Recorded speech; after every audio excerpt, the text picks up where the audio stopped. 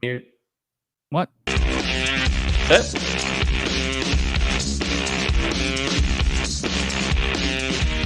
I don't have to tell you things are bad. Everybody knows things are bad. Everybody's out of work or scared of losing their job. The dollar buys a nickel's worth. Banks are going bust. Shopkeepers keep a gun under the counter. Punks are running wild in the street, and there's nobody anywhere who seems to know what to do, and there's no end to it.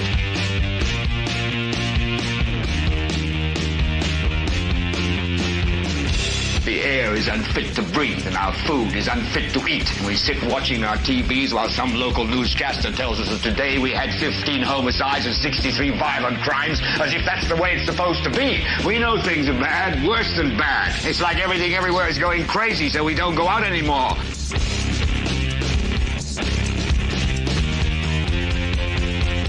We sit in the house, and slowly the world we're living in is getting smaller, and all we say is, please, at least leave us alone in our living rooms. Let me have my toaster and my TV and my steel-belted radios, and I won't say anything. Just leave us alone. Well, I'm not going to leave you alone. I want you to get mad. I don't want you to protest. I don't want you to riot. I don't want you to write to your congressman because I wouldn't know what to tell you to write. I don't know what to do about the depression and the inflation and the Russians and the crime in the street. All I know is that first, you've got to get mad. You've got to say, I'm a human being. God damn it. My life has value. So, I want you to get up now. I want all of you to get up out of your chairs. I want you to get up right now and go to the window, open it, and stick your head out and yell, I'm as mad as hell, and I'm not going to take this anymore. Ha! My steel-belted radials, why? Yeah, right. That's the best line in that whole thing. I know. I love every time. I'm glad. That's funny. We've never talked about that, but yeah, that's the very best part of the entire thing. Oh, how far we've come. Ladies and gentlemen, welcome. We're here a little early. It's 8. Well, we're actually here a little late. 8:35 p.m. Eastern. We are very early because we're normally here at 9. So take what you get. You get what you get. Don't throw a fit. Obviously, we see Brandon's here. Howdy. How you doing? Good evening. I'm super. I was just telling Christopher I got back from an HOA meeting that was like being in a room full of Audis and Christopher Bilbrys. Everybody was fired up and everybody had a comment to say. And like one woman asked, she goes, says, hey, who's responsible for getting the trash cans away from the pool or whatever? She's like, oh, well, that's the company. She goes, really? Then why am I the one doing it every Tuesday? Like, man, that's the crap amazing. Out of them. Yeah. Oh, burn. I love it. Oh, yeah. It was a bunch of like Christopher type comments. Whose job is it to take the trash away? Blah, blah, blah. Oh, well, then why am I doing it? That's gold. So much sass. Oh, man, I love it. Oh, yeah. So, nothing like passive-aggressive HOA members. It is so funny. What an amazing thing. How all passive. Oh, God, that's absolutely amazing. So, I probably should have been working, and I might here in a minute once we get into this thing, on setting up a just in case feed. Like, for example, like if we go dead, if they cut us in the middle of this thing or at the beginning of this thing, someplace that we can jump to just in case. Might be a good idea. I might set that up here in just a second. So just FYI, kind of as a little note, maybe we'll have to say this periodically as we go through. If we just go dark in the middle of this thing, it's because Brandon said, hey, come over and watch Kung Fu. I stole cable from my neighbors. And so that's what we're doing. We're kind of stealing the feed, fighting back against the man that is CNN. CNN's kind of tripping. I hate that. I don't like the idea that this big media conglomerate gets to own access to candidates. It should be access Yeah, available to it's people. so gross. Well, and I think they should get, I mean, their advertising dollars or whatever, their acknowledgement for hosting it, but the fact no, that nobody else can play it anywhere, that's ridiculous. I don't think that they should be. I don't think they should be doing this. The Commission on Presidential Debates should be running this, and it shouldn't be Good. like I just said. Right, like I was just talking to Kate and Brandon. Literally, one of the new rules that is a part of this thing that's happening is twice during this debate tonight, they're going to cut away from the debate and the debate's going to go dark, and they're going to do 2 commercial breaks. Yeah, This debate's brought to you by Budweiser. You know what I mean? Like, what in the hell? Brought to you by Pfizer. Yeah, that's exactly copyright. Copyright strike incoming. Absolutely. But yeah, it's brought to you by Pfizer, Moderna, Planned Parenthood. It's going to be pretty amazing to see what goes on. And let's just be honest here. Let's be real clear. Tonight's probably going to be a night in which we piss off a lot of viewers, which I'm fine with that. I'm cool with that. Like, we're all should be adults here. Oh, and I want to make sure that we're all straight on the rules. First of all, here in a minute, we'll talk about the rules for the presidential people. The other thing, and I want to make sure everybody's aware, when I tell people that they should be watching on YouTube, the reason I tell people to go to YouTube is because if you're on YouTube, you can see all of the comments people make. So there's 2 ways to see comments. You can see comments on the right-hand side where it says comments that are going along your side, or a comment can get put up on the screen like John's is right there, like Diane's is. Comments get put up. I might put a comment up. Brandon might put up a comment. Kate puts up a comment. Sometimes we put up a comment because it's relative to what we're talking about. Sometimes we put up a comment because it just grabs us. Sometimes Kate puts up a comment, and then 10 comments later, I see it again and I put it up. It just depends. We just do different things at different times. Everybody's comment is seen by everybody that's watching via YouTube at all times, whether we put comments up on the screen or not. The number one thing here is we are going to let everyone be heard and everybody have an opinion. We want everyone to comment and say your piece. However, FYI, just so y'all know, this is... Thanks, Stumblefoot. I love it. This is our show and our chance to piss you all off. So we want you guys to debate each other in the comments or whatever, but we don't want specifically... We're not trying to put... Because we don't know what's going to happen with the CNN copyright strike and whatever, so we are going to abide by the comments on the screen, heavily by the terms of use service, so we don't put ourselves up for being copyright struck for other reasons or being struck for other reasons or whatever, because we're already kind of in harm's way. So basically, here's what I'm saying. You guys offer as much of your opinion as you possibly want. It's just might be a little bit different if we put it up or not. That's all I'm saying. Be as wild as you want. Say what you want. Fight who you want to fight. Get in there and mix it up. Trump, Biden, hate each other. Hate yourselves. Love all of them, whatever. But just because we might be already going dark, we might not put things up on the screen like we generally would. That's all I'm saying. So we aren't saying you guys can't say what you want. You can do as you will. So, Stumblefoot, that's if you all. say Mary Stilts into a mirror 3 times, she'll show up and report you.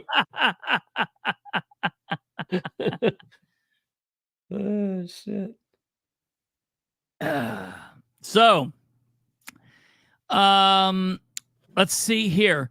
We have a feed that we're going to be streaming from. The rules, if you haven't heard this, the rules, have you heard all these rules or read all this nonsense, Brandon? I think most of them. I don't know if I've read all of them in detail. This year's debate, it's weird. This year's debate, all of the debates are not being overseen by the Commission on Presidential Debates, and I think that is an absolute travesty. Yeah, why is that? Listen, I'm going to tell you exactly why it is. Because the White House, take out of that what you want, the White House they were not going to debate if it was held by the Commission on Presidential Debates.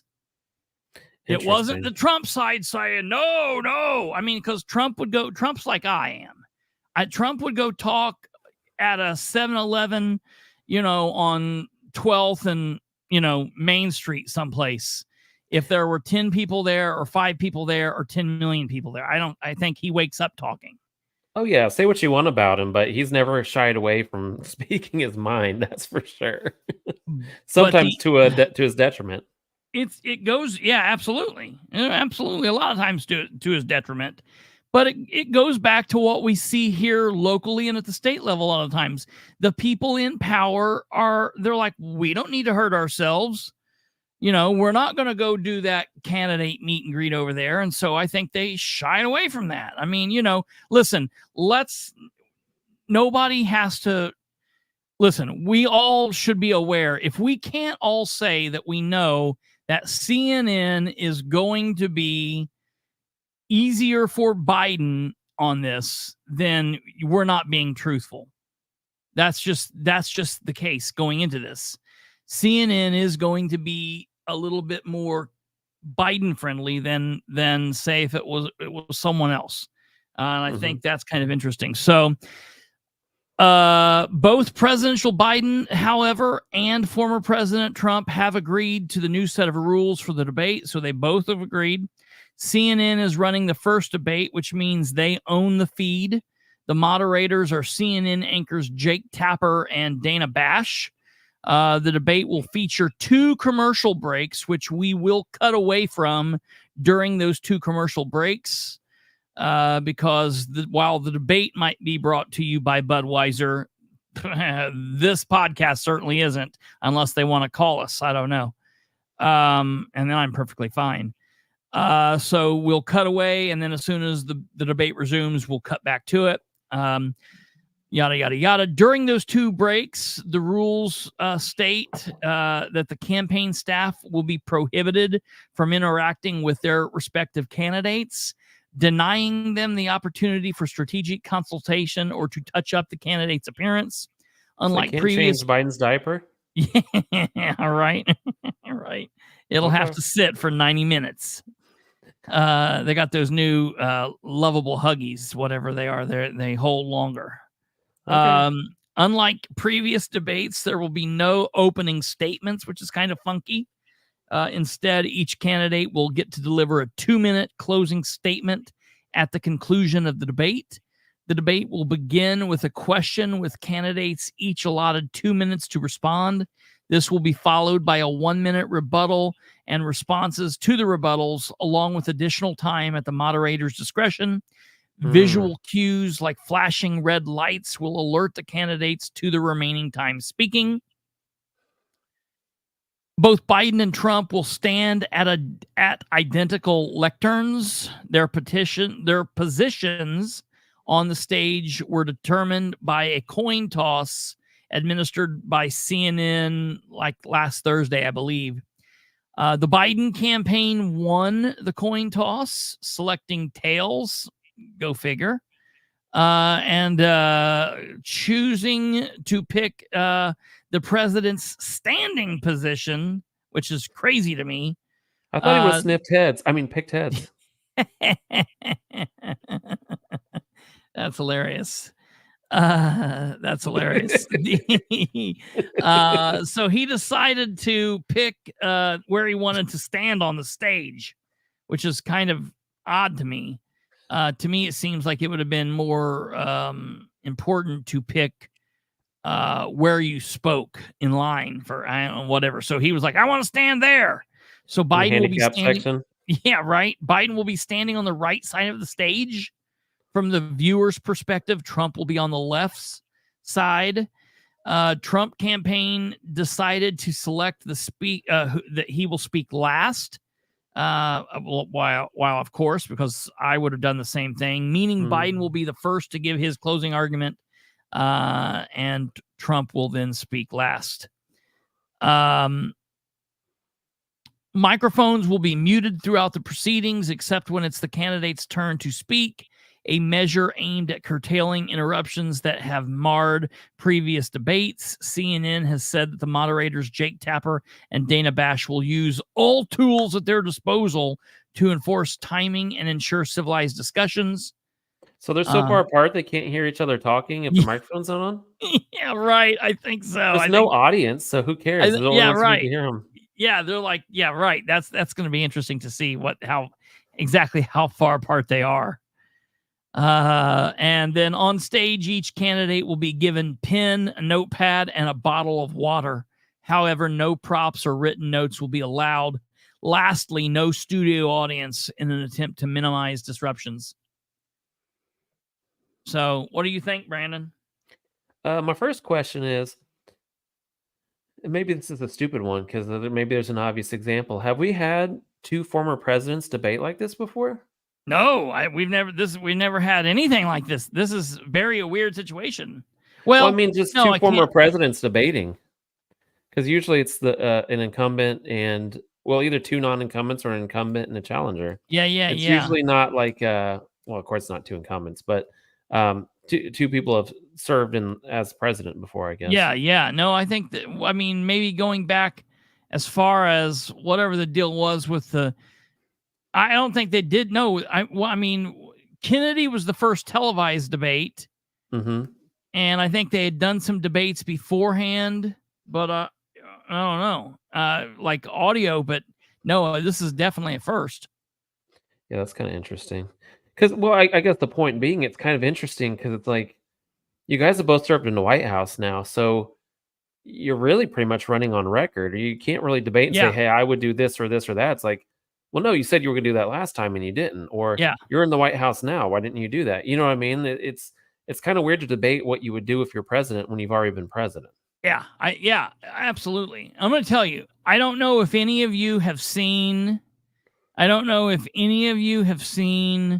the Trump interview on Dr. Phil and the Trump interview on Jake Paul or Logan Paul. I don't know which one of the Paul brothers it is. The Impulsive, which it just blew my mind that he was on there. If Trump goes into this debate like he spoke on either of those, he will win the debate hands down.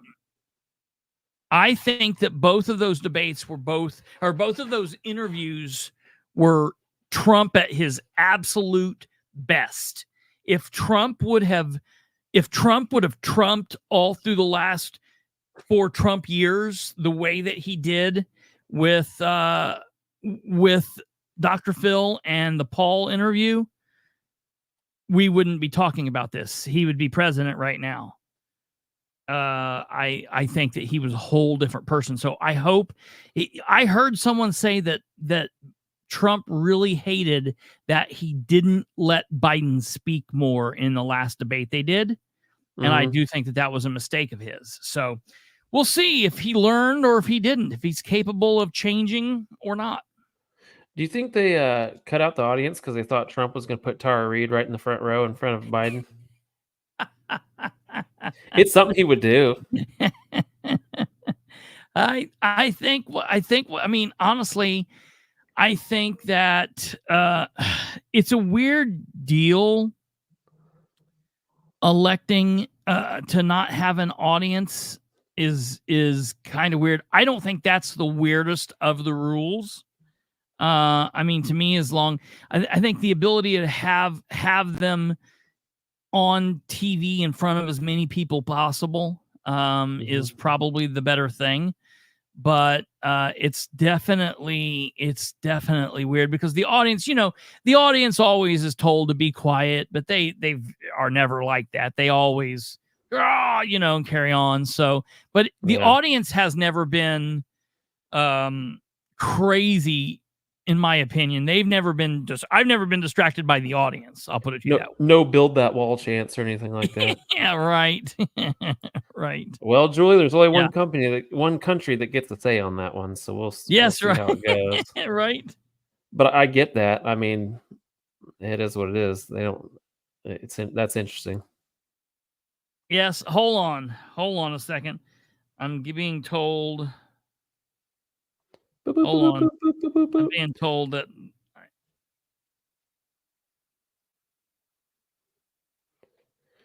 So anyway, while we're waiting on Christopher, don't forget to support Donald Rainwater and donate if you can. Yeah, do that. I think I put that up in there somewhere. Hey, go back and do it again. You can find me. I promise I'm on there. No, he's lying. Don't listen to him. What? You just go the same way. You go YouTube and then say the political spotlight the same way you've always done it.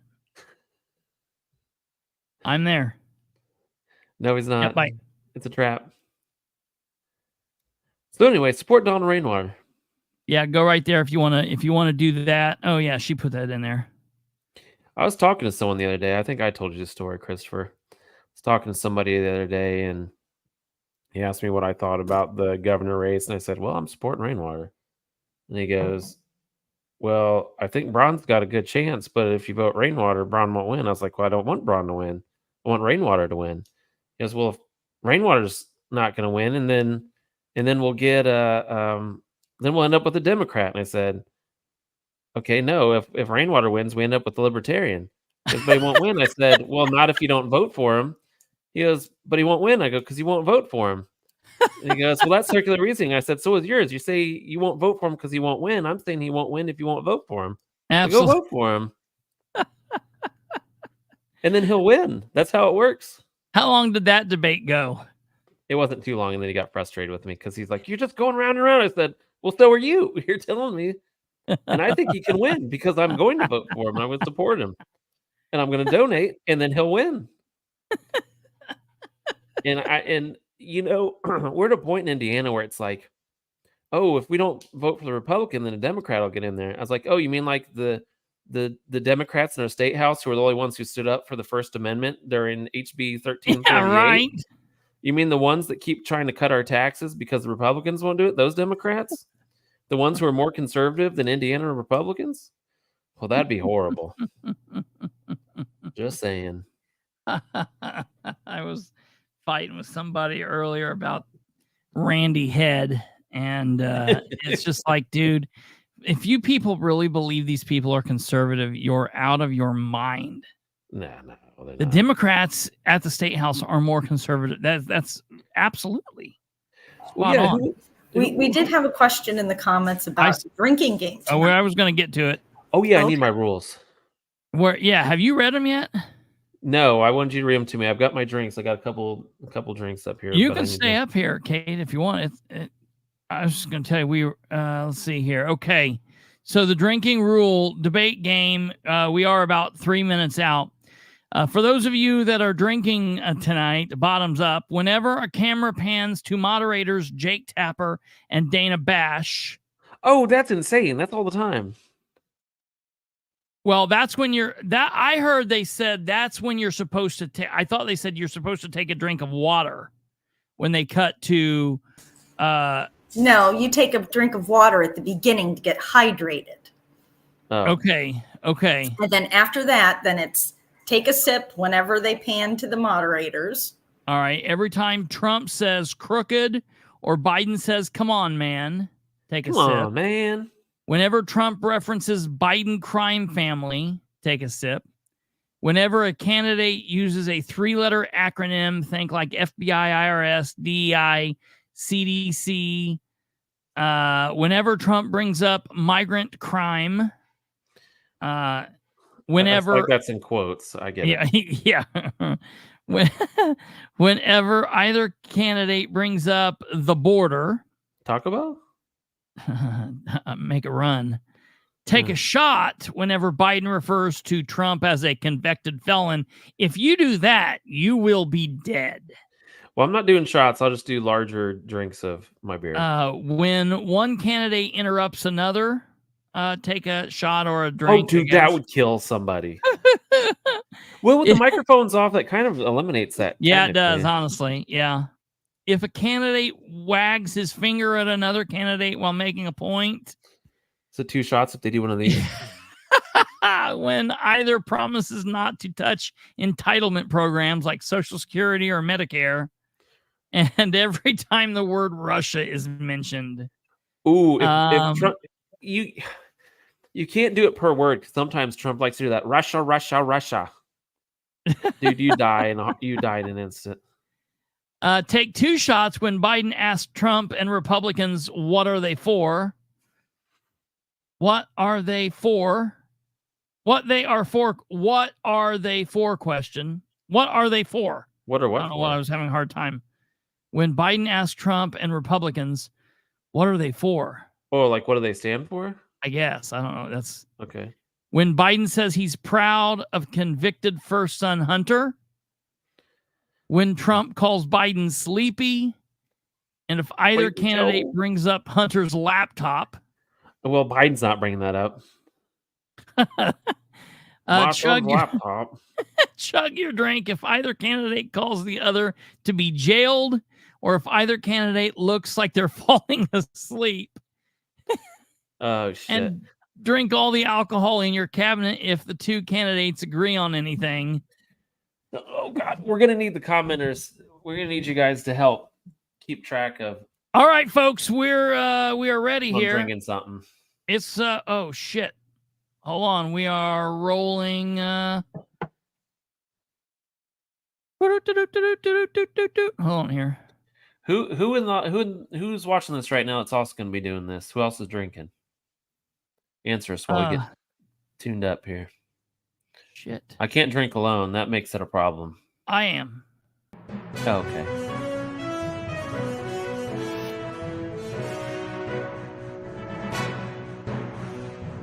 Ooh, listen to that music. Our music? Is that our music? Because it sounds just like the CNN music. Wow. Oh, was that our music? Was it? I don't know. Okay. Well, it was. That was very, like, debatey music. Yeah, it was. I liked it. Well, if you don't drink, get you a water or something. Just be part. You don't have to drink alcohol. Get you a soda, a nice soda pop. This is the CNN presidential debate. This debate is being produced by CNN and is coming to you live on CNN, CNN International, Those are pretty close. CNN Max, and CNN Espanol. And CNN the Spotlight, the political spotlight. Joe Biden and former President Donald Trump in their rematch for the nation's highest office. Each will make his case to the American people with just over 4 months until Election Day. Good evening. I'm Dana Bash, anchor of CNN's Inside Politics and co-anchor and Biden campaign donor. I'm Jake Tapper, anchor of CNN's The Lead and co-anchor of State of the Union. Dana and I will co-moderate this evening. Our job is to facilitate a debate between the 2 candidates tonight. Before we introduce them, we want to share the rules of the debate with the audience at home. Former President Trump will be on the left side of the screen. President Biden will be appearing on the right. A coin toss. Do you think that matters? Determined their positions. What? Each candidate will have what side they're on. Who cares? Answer a question and 1 minute each for responses and rebuttals. An additional minute for follow-up clarification or response is at the moderator's listen to the political spotlights already had. When it's time for a candidate to speak, his microphone will be turned on and his opponent's microphone will be turned off. Should a candidate interrupt when his microphone And every is time muted, Biden catches it a will whiff of be your hair, he'll difficult be to turned understand on. for viewers at home. At the end of the debate, each candidate will get 2 minutes for closing statements. There is no studio audience tonight. Pre-written notes, props, or They've got contact with cardboard campaign cutouts staff in the are back. not permitted during the debate. By accepting our invitation Oh, there is no to debate, back. both candidates and their No campaigns props. agreed to accept these rules. Now, please welcome the 46th President of the United States, Joe Biden. Ugh. How are you? He just keeps wandering off the stage off the other side. Great to be here. Thank you. Ooh, he sounds a little raspy And already. please welcome the 45th President of the United States, Donald Trump. Gosh. He's walking out like a boxer. Yeah, he looks kind of mean, doesn't he? He's like doing the wrestling intro. Yeah, he is. Smile, bro. Gentlemen, thanks so much for being here. Let's begin the debate, and I let's did. start with the issue that voters consistently say is their top concern, the economy. President Biden, inflation gonna have to take a has drink. slowed, but prices remain high. Since you took office, the price of essentials has increased. For example, a basket No of groceries that goodness, I cost can tell you. $100 then now costs more than $120. And typical home prices have jumped more than 30%. What do you say to voters who feel they are worse off under your presidency than they were under President Trump? We got to take a look at what I was left when I became president. and Oh, what he does sound Mr. like Trump shit. left me. We had an economy that was in free fall. The pandemic was so badly handled. Many people were dying. All he said was, it's not that serious. Just inject a little bleach into your arm. You'll be all right. The economy collapsed. That was the last There were no debate. He was jobs. talking about this. Unemployment rate rose Yeah. to 15%. It was terrible. And so what we had to do is try to put things back together again. And that's exactly what we began to do. We created 15,000 new jobs. We I brought don't know if on his voice is position going to hold where out. we have 800,000 that's weird. manufacturing jobs, but there's more to be done. There's more to be done. Working class people are still in trouble. I come from Scranton, Pennsylvania. I come of a household where the kitchen table, if the things weren't able to be met during the month, it was a problem.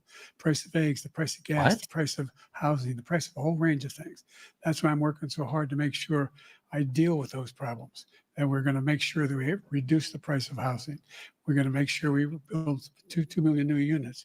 We're going to make sure we cap rents so corporate greed can't take over. The combination, what I was left with in corporate greed, Ooh, is you're going the to reason why cap we're in this rent? problem right now. In addition to That that, sounds a little we're in a fascist. situation where if you take a look at all that was done in his administration, he didn't do much at all. By the time he left, things were in chaos, literally chaos. And so we put things back together. We Literally created, I said, those chaos. jobs. We make sure we had a situation where we brought down the price of prescription drugs, which is a major issue for many people, to $15 for That doesn't surprise me, an Daniel. insulin shot as opposed to $400. No senior has to pay more than $200 for any drug, all the drugs they can include beginning next year. What? In a situation and we're going to make that available to everybody, to all Americans. So we're working to bring down the price of around the kitchen table, and that's what we're going to get done. Thank you, President Trump. We have the greatest economy in the history of our country. We have never done so well. Everybody was amazed by it. Other countries were copying us. We got hit with COVID. And when we did, we spent the money necessary so we wouldn't end up in a Great Depression, the likes of which we had in 1929. By the time we finished, so we did a great job. We got a lot of credit for the economy, a lot of credit for the military, and no wars and so many other things. Everything was rocking good. But the thing we never got the credit for, and we should have, is getting us out of that COVID mess. He created mandates that was a disaster for our country. But other than that, we had given them back a country where the stock market actually was higher than pre-COVID, and nobody thought that was even possible. Yeah, no crowd. The only jobs he created are for illegal immigrants and bounce back jobs, a bounce back from the COVID. He has not done a good job. He's done a poor job, and inflation's killing our country. It is absolutely killing us. Thank you, President Biden. Well, look, the greatest economy in the world. He's the only one who thinks that, I think. I don't know anybody else who thinks he had the greatest economy in the world. And, the fact of the matter is that we find ourselves in a situation where his economy, he rewarded the wealthy. He had the largest tax cut in American history, $2 trillion. Nice. He raised a deficit larger than any president has in any one term. He's the only president other than Herbert Hoover who's lost more jobs than he had when he began, since Herbert Hoover. the idea that he did something that was significant. And the military, you know, when he was president, they were still killing people in Afghanistan. He didn't do anything about that. Dude, When he was COVID kind of president, we messes still it found up. ourselves in a position where Is you what? had a It's hard to notion that compare his we presidency to were a normal a one when there was safe country. COVID. Yeah. Truth Like, is, it's not like I'm he the had a only normal president 4 this years. century that I'm not doesn't trying to have defend him. I'm any curious how it would have gone if this there wasn't decade COVID, I that done guess. any troops dying anywhere in the world like he did. President Trump, I want to follow up if I can. Am I allowed to respond to him? Well, I'm going to ask you a follow-up. You can do whatever you want with the minute that we give you. I want to follow up. You want to impose a 10% tariff on all goods coming into the U.S. How will you ensure that that doesn't drive prices even higher? It's not going to drive them higher. It's just going to cost countries that have been ripping us off for years, like China and many others, in all fairness to China. It's going to just force them to pay us a lot of money, reduce our deficit tremendously, and give us a lot of power for other things. But he made a statement. The only thing he was right about is I gave you the largest tax cut in history. I also gave you the largest regulation cut in history. That's why we had all the jobs. And the jobs went down and then they bounced back. And he's taking credit for bounce back jobs. You can't do that. He also said he inherited 9% inflation. No, he inherited almost no inflation, and it stayed that way for 14 months. And then it blew up under his leadership because they spent money like a bunch of people that didn't know what they were doing, and they don't know what they were doing. It was the worst, probably the worst administration in history. There's never been. And as far as Afghanistan is concerned, I was getting out of Afghanistan, but we were getting out with dignity, with strength. God, there are 20 of you power. people watching from Facebook It was right the most now. embarrassing day wrong in with the you people? history of our country's life. President Trump, over the last 8 years, under both of your administrations, the national debt soared to record highs. And according to a new nonpartisan analysis, President Trump, your administration approved $8.4 trillion in new debt, while so far, President Biden, you've approved $4.3 trillion in new debt. So, former President Trump, many of the tax cuts that you signed into law are set to expire next year. You want to extend them and go even further, you say. With the U.S. facing trillion-dollar deficits and record debt, why should top earners and corporations pay even less in taxes than they do now? Because the tax cuts spurred the greatest economy that we've ever seen just prior to COVID. And even after COVID, it was so strong that we were able to get through COVID much better than just about any other country. But we spurred, that tax spurred. Now, when we cut the taxes, as an example, the corporate tax was cut down to 21% from 39%, plus beyond that. We took in more revenue with much less tax, and companies were bringing back trillions of dollars back into our country. The country was going like never before, and we were ready to start paying down debt. We were ready to start using the liquid gold right under our feet, the oil and gas right under our feet. We were going to have something that nobody else has had. We got hit with COVID. We did a lot to fix it. I gave him an unbelievable situation with all of the therapeutics and all of the things that we came up with. We gave him something great. Remember, more people died under his administration, even though we had largely fixed it. More people died under his administration than our administration, and we were right in the middle of it, something which a lot of people don't like to talk about. But he had far more people dying in his administration. He did the mandate, which is a disaster, mandating it. The vaccine went out. He did a mandate on the vaccine, which is the thing that people most objected to about the vaccine. And he did a very poor job. That's big. Just a very poor job.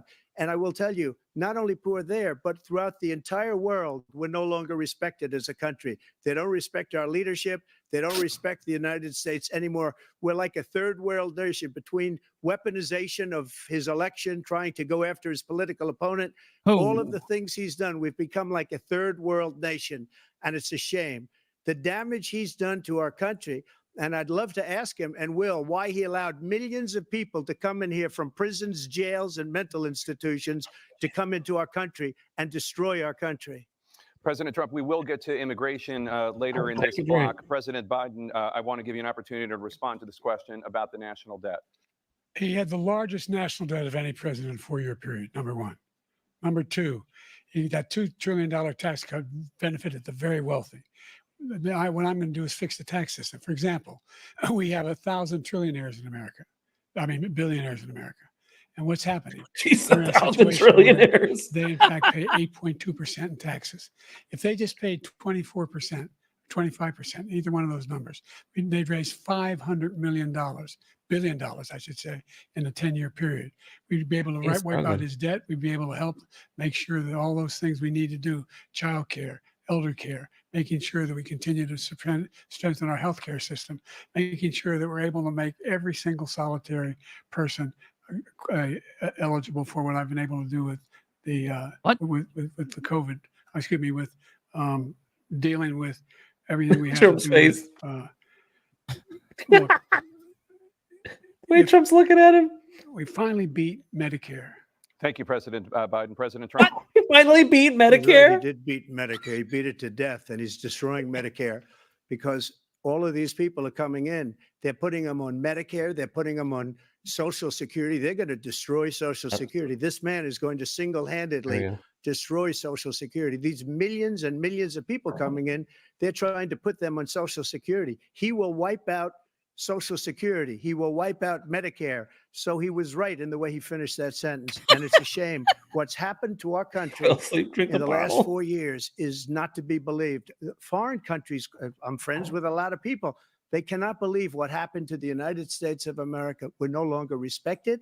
They don't like us. We give them everything they want, and they think we're stupid. They think we're very stupid people. What we're doing for other countries, and they do nothing for us. What this man has done is absolutely criminal. Criminal, is that a drink one? Dana? This is the first presidential election since the Supreme Court overturned Roe v. Wade. This morning, the court ruled on yet another abortion case, temporarily allowing emergency abortions to continue in Idaho, despite that state's restrictive ban. Former President Trump, you take credit for the decision to overturn Roe v. Wade, which returned the issue of abortion to the states. Correct. However, the federal government still plays a role in whether or not women have access to abortion pills. They're used in about 2/3 of all abortions. As president, would you block abortion medication? First of all, the Supreme Court just approved the abortion pill, and I agree with their decision to have done that, and I will not block it. And if you look at this whole question that you're asking, complex, but not really complex. 51 years ago, you had Roe v. Wade, and everybody wanted to get it back to the states. Everybody, without exception. Democrats, Republicans, liberals, conservatives. Everybody wanted it back. Religious leaders. And what I did is I put 3 great Supreme Court justices on the court, and they happened to vote in favor of killing Roe v. Wade and moving it back to the states. This is something that everybody wanted. Now, 10 years ago or so, they started talking about how many weeks and how many this, getting into other things. He's loading. Every legal scholar throughout the world, the most respected, wanted it brought back to the states. I did that. Now the states are working it out. If you look at Ohio, it was a decision that was, an end result that was a little bit more liberal than you would have thought. Kansas, I would say the same thing. Texas is different. Florida is different. But they're all making their own decisions right now. And right now, the states control it. That's the vote of the people. Like Ronald Reagan, I believe in the exceptions. I am a person that believes. And frankly, I think it's important to believe in the exceptions. Some people, you have to follow your heart. Some people don't believe in that. But I believe in the exceptions for rape, incest, and the life of the mother. I think it's very important. Some people don't. Follow your heart. But you have to get elected also. And because that has to do with other things. You got to get elected. The problem they have is they're radical because they will take the life of a child in the 8th month, the 9th month, and even after birth. After birth, if you look at the former governor of Virginia, he was willing to do this. He said, we'll put the baby aside and we'll determine what we do with the baby, meaning we'll kill the baby. What happened is we brought it back to the states, and the country is now coming together on this issue. It's been a great thing. Thank you. President Biden? It's been a terrible thing, what you've done. The fact is that the vast majority of constitutional scholars supported Roe when it was decided, supported Roe. And that's this idea that they're all against it is just ridiculous. And this is the guy who says the state should be able to have it. I don't We're in a care what state scholars where think, in but 6 weeks, you don't even know whether you're pregnant or not, but you cannot see a doctor, have your Good joke him there, decide Brandon. on what your circumstances are, whether you need help. The idea that states are able to do this is a little like saying we're going to turn civil rights back to the states. Let each state have a different rule.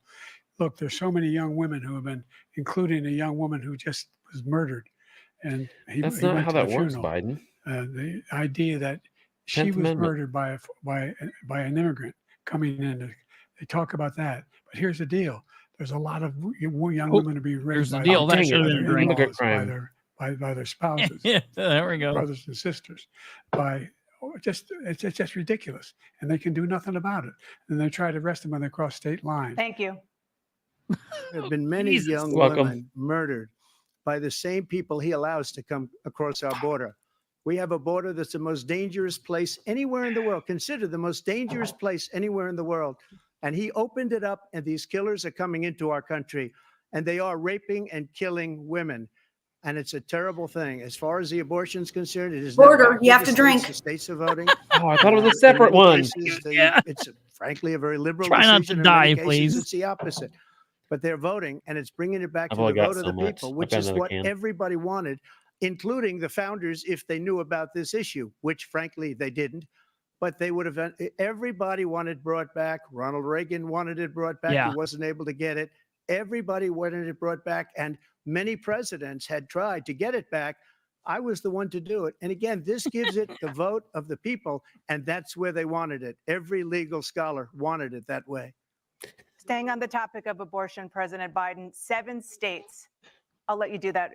This is the same topic. 7 What? states have no legal restrictions on how far into a pregnancy a woman can obtain an abortion.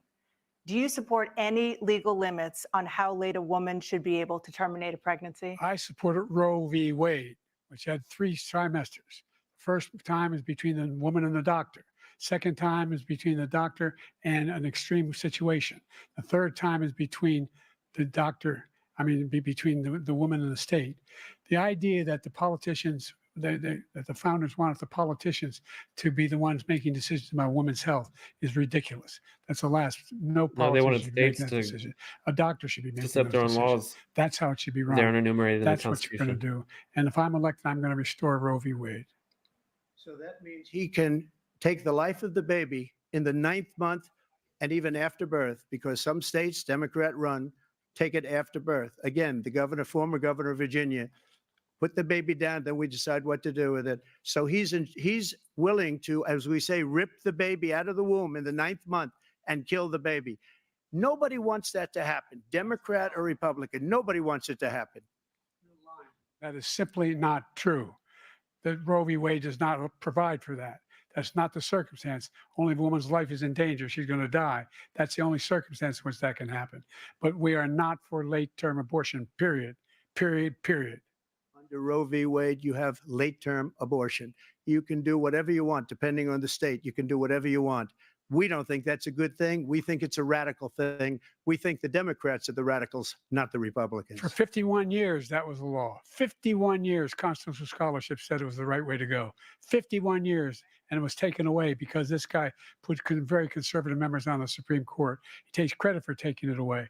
What's he going to do? What's he going to do, in fact, if the MAGA Republicans, he gets elected, and the MAGA Republicans control the Congress, and they pass a universal ban on abortion, period, across the board at 6 weeks or 7 or 8 or 10 weeks, something very, That's not what very they're doing. They're conservative. pushing for 10th Is he going to Amendment. sign that bill? I'll veto it. He'll sign it.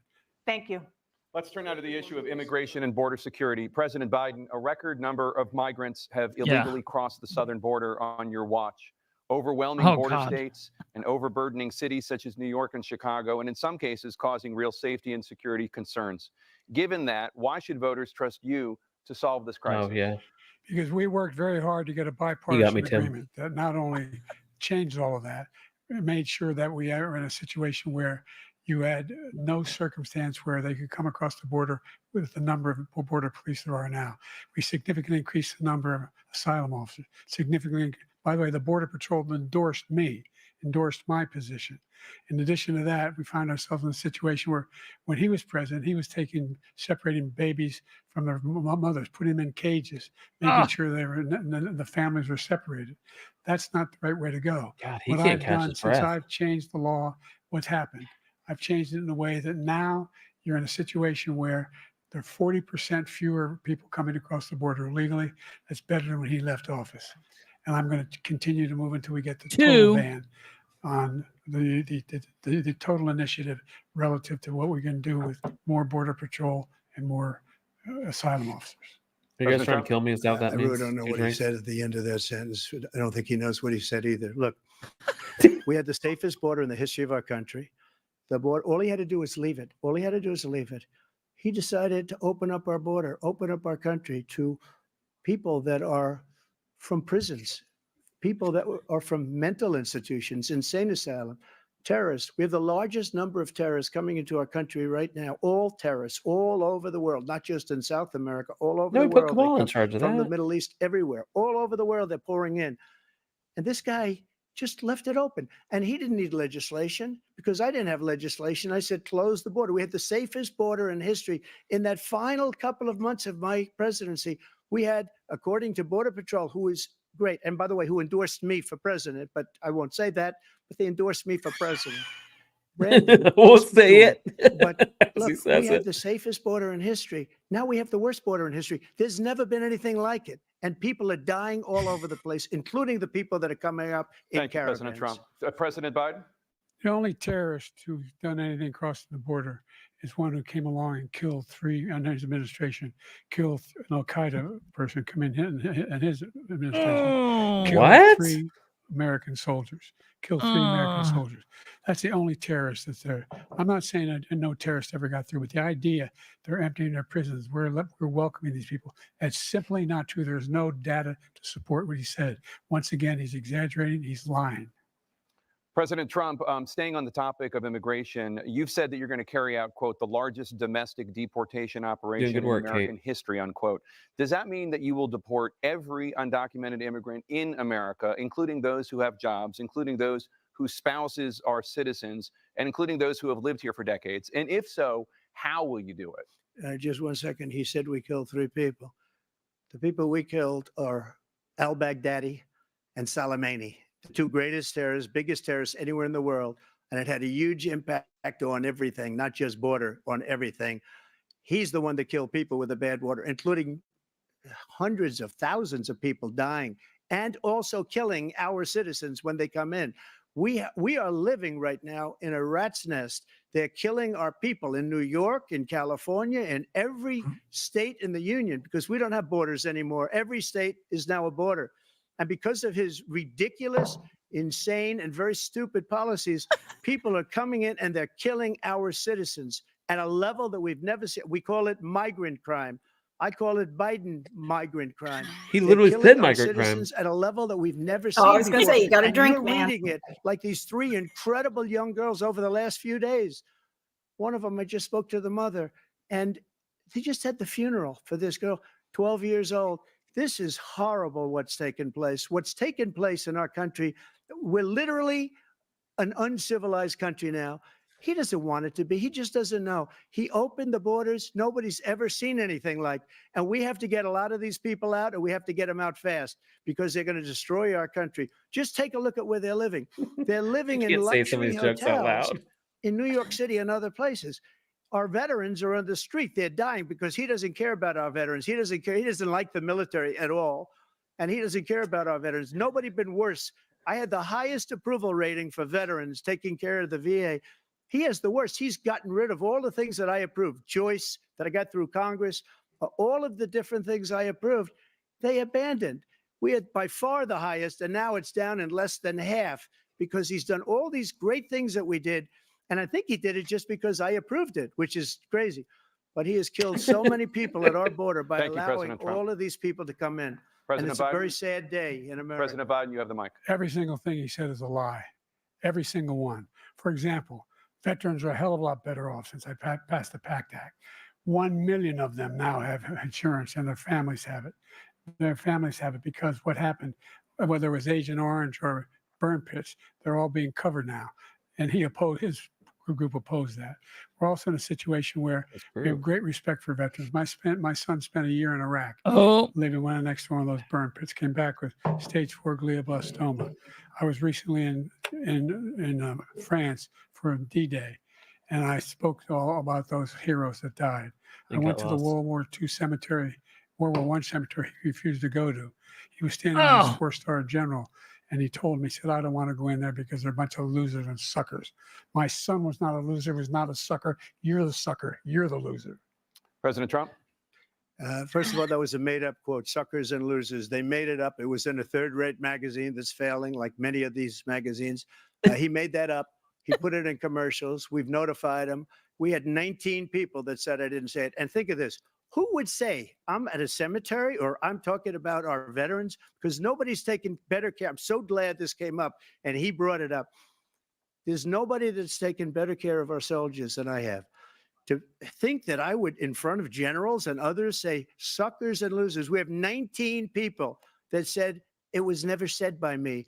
It was made up by him, just like Russia was made up, just like the 51 intelligence agents are made up. I knew he was going to triple it. Just like the new thing with the 16 economists are talking. It's the same thing. 51 intelligence agents said that the laptop was Russia disinformation. It wasn't. That came from his son, Hunter. It wasn't Russia disinformation. He made up the like suckers and losers, so he should apologize to me right now. 4-star general standing to your side who was on your staff who said you said it, period. That's number one. And number two, the idea that I have to apologize to you for anything along the line. We've done more for veterans than any president has in American history. And they now are in their family. The only sacred obligation we have as a country is to care for our veterans when they come home and their families. That's not a finger equip them wag, when right? they go to It's just war. him That's what we're That's doing. a pin. That's what the VA is doing now. They're doing Oh, more those for are the veterans bones than ever taken out. before Those in our history. crusty hands. All right. Thank you so much. Let's move to the topic of foreign policy. I want to begin with Russia's war against Ukraine, which is now in its third year. Former President Trump, Russian President Vladimir Putin says he'll only end this war if Russia keeps the Ukrainian territory it has already claimed and Ukraine abandons its bid to join NATO. Are Putin's terms acceptable to you? First of all, our veterans and our soldiers can't stand this guy. They can't stand him. They think he's the worst commander-in-chief, if that's what you call him, that we've ever had. They can't stand him. So let's get that straight. And they like me more than just about any of them. And that's based on every single bit of information. As far as Russia and Ukraine, if we had a real president, the president that knew, that was respected by Putin, he would have never invaded Ukraine. A lot of people are dead right now, much more than people know. You know, they talk about numbers. You I can got double him. those He numbers, said maybe he's triple respected those by numbers. Putin. He did nothing to stop it. In fact, I think he encouraged Russia from going in. I'll tell you what happened. He was so bad with Afghanistan. It was such a horrible embarrassment, most embarrassing moment in the history of our country, that when Putin watched that and he saw the incompetence, that he should have fired those generals, like I fired the one that you mentioned.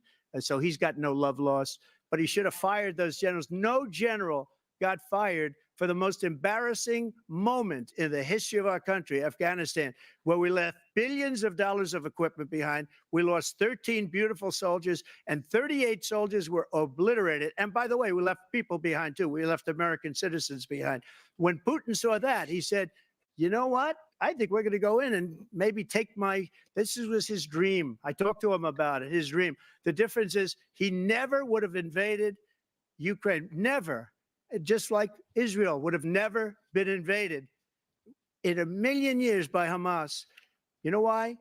Because Iran was broke with me. I wouldn't let anybody do business with them. They ran out of money. They were broke. They had no money for Hamas. They had no money for anything, no money for terror. That's why you had no terror at all during my administration. This place, the whole world is blowing up under him. President Biden? Thanks. Never heard so much malarkey in my whole life. Look, the fact God. Oh, malarkey should have been one. Let's take the last point first. Iran attacked American troops, caused brain damage for a number of these troops, and he did nothing about it. Recently, not when he was president, they attacked. He said they're just having headaches. That's all it is. He didn't do a thing when the attack took place. Number one. Yeah, that's what's Number wrong with two. Me. We got over 100,000 Americans and others out of Afghanistan during that airlift. Number three, we found ourselves in a situation where if you take a look at what Trump did in Ukraine, this guy told Trump, do whatever you want and do whatever you want. And that's exactly what Trump did. Kornbob's a bad Putin, dude. encourage him. What's he do whatever talking you about? want. And he went in. And listen to what he said when he went in. He was going to take Kyiv in 5 days, remember? Because it's part of the old Soviet Union. That's what he wanted to reestablish, Kyiv. And he, in fact, didn't do it at all. He wasn't able to get it done. And they've lost thousands and thousands of troops, 500,000 troops. President Trump, I as never come back said to you that. for 1 minute, I just want to go back to my original question, which is, are Putin's terms acceptable to you? Keeping the No, they're territory not in Ukraine? acceptable. No, they're not acceptable.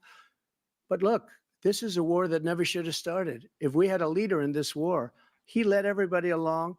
He's given $200 billion now or more to Ukraine. He's given $200 billion. That's a lot of money. I don't think there's ever been anything like it. Every time that Zelensky comes to this country, he walks away with $60 billion. He's the greatest salesman ever.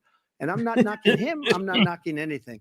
I'm only saying the money that we're spending on this war, and we shouldn't be spending, it should have never happened.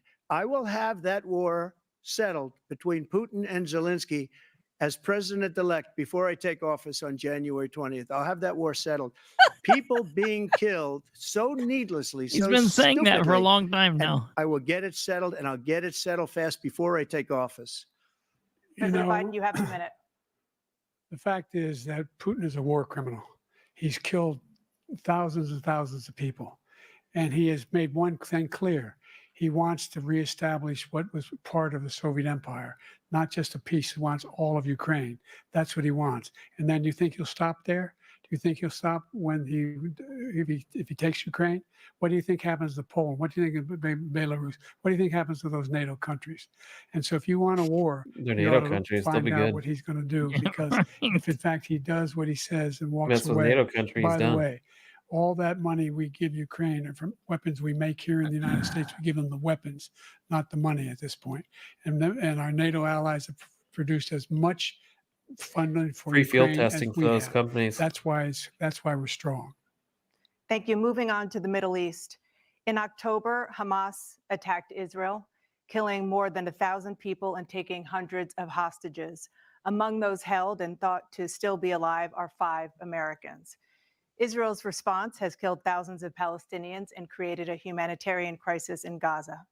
President Biden, you've put forward a proposal to resolve this conflict, but so far Hamas has not released the remaining hostages, and Israel is continuing its military offensive in Gaza. He looks like he's what what? additional leverage will you use to get What are they Hamas doing in and Israel? Just now learning to end that. the war? You have 2 minutes. Number one, everyone from the United Nations Security Council straight through to the G7 to the Israelis and Netanyahu himself have endorsed the plan they put forward. Endorsed the plan. My they put God, I'm forward. glad there's There's subtitles. just 3 stages to it. The first stage is trade the hostages for a ceasefire. Second phase is a ceasefire with additional conditions. The third phase is the end of the war. Profits. The only one who wants the war to continue is Hamas. Number one, they're the only ones standing out. We're still pushing hard to get them to accept. In the meantime, what's happened in Israel? We're finding the only thing I've denied Israel was 2,000-pound bombs. They don't work very well in populated areas. They kill a lot of innocent people. We're providing Israel with all the weapons they need and when they need them. And by the way, I'm the guy that organized the world against Iran when they had a full-blown intercontinental ballistic missile attack on Israel. No one was hurt. No one Israeli was accidentally killed, and it just stopped. We saved Israel. We are the biggest producer of support for Israel of anyone in the world. And so they're 2 different things. Hamas cannot be allowed to be continued. We continue to send our experts and our intelligence people as to how they can get Hamas like we did bin Laden. You don't have to do it. And by the way, they've been greatly weakened. You don't have to do it. Greatly weakened, and they should be. They should be eliminated. But you've got to be careful for using certain weapons among population centers. Just going back to Ukraine for 1 second. We have an ocean separating us. The European nations together have spent 100 billion or maybe more than that, less than us. Why doesn't he call them? So you got to put up your money like I did with NATO. I got them to put up hundreds of billions of dollars. The Secretary General of NATO said Trump did the most incredible job I've ever seen. They wouldn't have any. They were going out of business. We were spending almost 100% of the money was paid by us. He didn't do that. He's getting all. You got to ask these people to put up the money. We're over $100 billion more spent, and it has a bigger impact on them because of location, because we have an ocean in between. You got to ask them. As far as Israel and Hamas, Israel's the one that wants to go. He said the only one that wants to keep going is Hamas. Actually, Israel is the one, and you should let him go and let him finish the job. He doesn't want to do it. He's become like a Palestinian, but they don't like him because he's a very bad Palestinian. He's a weak one. President Biden, you have a minute. I've never heard so much foolishness. This is a guy He's who wants to get out of NATO. Are you going to stay in NATO? He's going to pull out of NATO. The idea that we have our strength lies in our alliances as well. This will be the way big ocean, debates are done from now on. They're doing a good job so far. What happens if I gotta in fact, say, you have Putin continue I to don't go like into CNN, but NATO? We have an Article 5 agreement. Attack on Yeah, it's one going is pretty attack on smoothly. all. You want to start the nuclear war he keeps talking about, go ahead. Let Putin go in and control Ukraine and then move on to Poland and other places. You see what happens then. He has no idea what the hell he's talking about. And by the way, I got 50 other nations around the world to support Ukraine, including Japan and South Korea, because they understand that this kind of dislocation has a serious threat to the whole world peace. No major war in Europe has ever been able to be contained just to Europe. President Trump, just to follow up, would you support the creation of an independent Palestinian state in order to achieve peace in the region? I'd have to see. But before we do that, the problem we have is that we spend all the money. So they kill us on trade. I made great trade deals with the European nations because if you add them up, they're about the same size economically. Their economy is about the same size as the United States. And they were no cars, they don't want anything that we have, but we're supposed to take their cars, their food, their everything, their agriculture. I changed that. But the big thing I changed is they don't want to pay. And the only reason that he can play games with NATO is because I got them to put up hundreds of billions of dollars. I said, and he's right about this. I said, no, I'm not going to support NATO if you don't pay. They asked me that question. Would you guard us against Russia at a very secret meeting of the 28 states at that time, nations at that time? And they said, no, if you don't pay, I won't do that. And you know what happened? Billions and billions of dollars came flowing in the next day and the next months. But now we're in the same position. We're paying everybody's bills.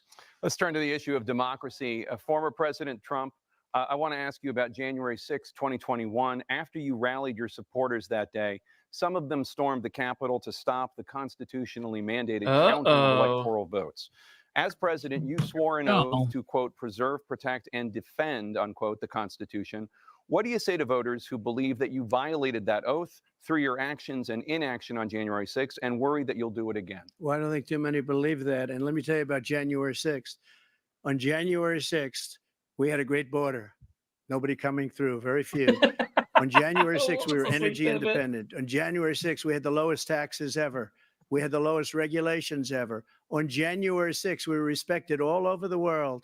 All over the world, we were respected. And then he comes in, and we're now laughed at. We're like a bunch of stupid people. What We're like a bunch United of stupid States' people. reputation under this man's leadership is horrible, including weaponization, which I'm sure at some point you'll be talking about, where he goes after his political opponent because he can't beat him fair and square. You have 80 seconds left. My question was, what do you say to those voters who believe that you violated your constitutional oath through your actions and inaction on January 6, 2021, I don't believe many people believe that. and worry that you'll do it again? Well, I didn't say that to anybody. I said peacefully and patriotically. And Nancy Pelosi, if you just watched the news from 2 days ago, on tape to her daughter, who's a documentary filmmaker, they say. But she's saying, oh, no, it's my responsibility. I was responsible for this because I offered her 10,000 soldiers or National Guard, and she turned them down. And the mayor in writing, by the way, the mayor in writing turned it down, the mayor of D.C. They turned it down. I offered 10,000 because I could see I had virtually nothing to do. They asked me to go make a speech. I could see what was happening. Everybody was saying they're going to be there on January 6th. They're going to be there. And I said, you know what? There's a lot of people coming. You could feel it. You could feel it too, and you could feel it. And I said, they ought to have some National Guard or whatever. and I offered it to her, and she now admits that she turned it down. And it was the same day she was, I don't know, she can't be very happy with her daughter because it made her into a liar. She said, I take full responsibility for January 6th. President Biden? Look, he encouraged those folks to go up on Capitol Hill, number one. I sat in the dining room off the Oval Office. He sat there for 3 hours watching, begging, being begged by his vice president and a number of his colleagues on the Republican side as well to do something, to call for a stop, to end it. Instead, they talked about these people being patriots and great patrons of America. In fact, he says he'll now forgive them for what they've done. They've been convicted. He says he wants to commute their sentences and say that no. But he went to every single court in the nation. I don't know how many cases, scores of cases, including the Supreme Court. And they said, no, this guy is responsible for doing what was done. He did do a damn thing. And these people should be in jail. And they should be the ones who are being held accountable. And he wants to let them all out. And now he says if he loses again, such a whiner that he is, that there Yes, could be a GW. bloodbath. Thank you, President Biden. President Trump? What they've done to some people that are so innocent, you ought to be ashamed of yourself. What you have done, how you've destroyed the lives of so many people. When they ripped down Portland, when they ripped down many other cities, you go to Minnesota, Minneapolis, what they've done there with the fires all over the city. If I didn't bring in the National Guard, that city would have been destroyed. When you look at all of they took over big chunks of Seattle. I was all set to bring in the National Guard. They heard that, they saw them coming, and they left immediately. What he said about this whole subject is so off. Peacefully patriotic. One other thing, the Unselect Committee, which is basically two horrible Republicans that are all gone now out of office, and Democrats, all Democrats, they destroyed and deleted all of the information they found because they found out we were right. We were right. And they deleted and destroyed all of the information. They should go to jail for that. If a Republican did that, they'd go to jail. Thank you, President Trump. President Biden, I want to give you a minute. The only person on this stage is a convicted felon is the man I'm looking at right now. And the fact of the matter is, I was supposed to chug, wasn't I? He's telling you is simply not true. The fact is that there was no effort on his part to stop what was going on up in Capitol Hill. And all those people, every one of those who were convicted, deserves to be convicted. The idea that they didn't kill somebody, just went in and broke down doors, broke the windows, occupied offices, turned over desks, turned them over statues. The idea that those people are patriots, come on. When I asked him the first two debates we had, the debates we had first time around, I said, will you denounce the Proud Boys? He said, no, I'll tell them to stand by. The idea he's refusing, will you denounce these guys? Will you denounce the people we're talking about now? Will you denounce the people who attacked that Capitol? What are you going to do? I'm going to give you a minute, President Trump, for a follow-up question I have. After a jury convicted you of 34 felonies last month, you said if reelected, you would, quote, have every right to go after, unquote, your political opponents. You just talked about members of the Select Committee on January 6th going to jail. Your main political opponent is standing on stage with you tonight. Can you clarify exactly what it means about you feeling you have every right to go after your political opponents? Well, I said my retribution is going to be success. We're going to make this country successful again, because right now it's a failing nation. My retribution is going to be success. But when he talks about a convicted felon, his son is a convicted felon at a very high level. His son is convicted, going to be convicted probably numerous other times. Should have been convicted before, but his Justice Department let the statute of limitations lapse. Are you dead yet, Brandon? But he could be a convicted felon as soon as he gets out of office. Joe could be a convicted felon with all of the things that he's done. He's done horrible things. All of the death caused at the border, telling the Ukrainian people that we're going to want $1 billion or you change the prosecutor. Otherwise, you're not getting $1 billion. If I ever said that, that's quid pro quo, that we're not going to do anything. We're not going to give you $1 billion unless you change your prosecutor having to do with the son. This man is a criminal. This man, you're lucky. You're lucky. I did nothing wrong. We'd have a system that was rigged and disgusting. I did nothing wrong. Thank you, President Trump. President Biden, you have said, I'm coming right to you, sir. You want to respond? Go ahead. I'll give you a minute to respond. The idea that I did anything wrong relative to what you're talking about is outrageous. It's simply a lie, number one. Number two, the idea that you have a right to seek retribution against any American just because you're president is wrong. It's simply wrong. No president's ever spoken like that before. No president in our history has spoken like that before. Number three, the crimes that I you don't are think there's still anything wrong with charged with. saying And I'm think going of to all the show them civil by being penalties you have. successful. How many Yeah. millions of dollars do you owe in civil penalties for molesting a woman in public, Oh, for doing a whole range of things, of having sex with a porn star on the night while your wife was pregnant? I mean, Nice. what are you talking about? You have the morals of an alley cat. Give you a minute, sir. I didn't have sex with a porn star, number one. Number two, that was a case that was started and moved. They moved a high-ranking official, a DOJ, into the Manhattan DA's office to start that case. That case is going to be appealed and won. We had a very terrible judge, a horrible judge, Democrat. The prosecutor were all high-ranking Democrats, appointed people, and both the civil and the criminal. He basically went after his political opponent because he thought it was going to damage me. But when the public found out about these cases, because they understand it better than he does, he has no idea what these cases are. But when they found out about these cases, you know what they did? My poll numbers went up, way up. You know that because you're reporting it. And we took in more money in the last 2 weeks than we've ever taken in the history of any campaign. I don't think any campaign has ever taken hundreds of millions of dollars that's pouring about in Tara Reid, because yeah. the public knows it's a scam and it's a guy that's after his political opponent because he can't win fair and square. Thank you, President Trump. President Biden, you have said, quote, Donald Trump and his MAGA Republicans are determined to destroy American democracy. Do you believe that the tens of millions of Americans who are likely to vote for President Trump will be voting against American democracy? The more they know about what he's done, yes. The more they know about what he's done. And there's a lot more coming. He's got a lot of cases down the road coming around. He's got a whole range of issues he has to face. I don't know what the juries will do, but I do know he has a real problem. And so the fact that that's horrible. It's making me feel like I'm drowning. Do you ever hear any presidents say that I thought Hitler had some good ideas? What got me involved to run in the first place after my son had died, I decided in Iraq, because of Iraq, I said I wasn't going to run again until I saw what happened in Charlottesville, Virginia.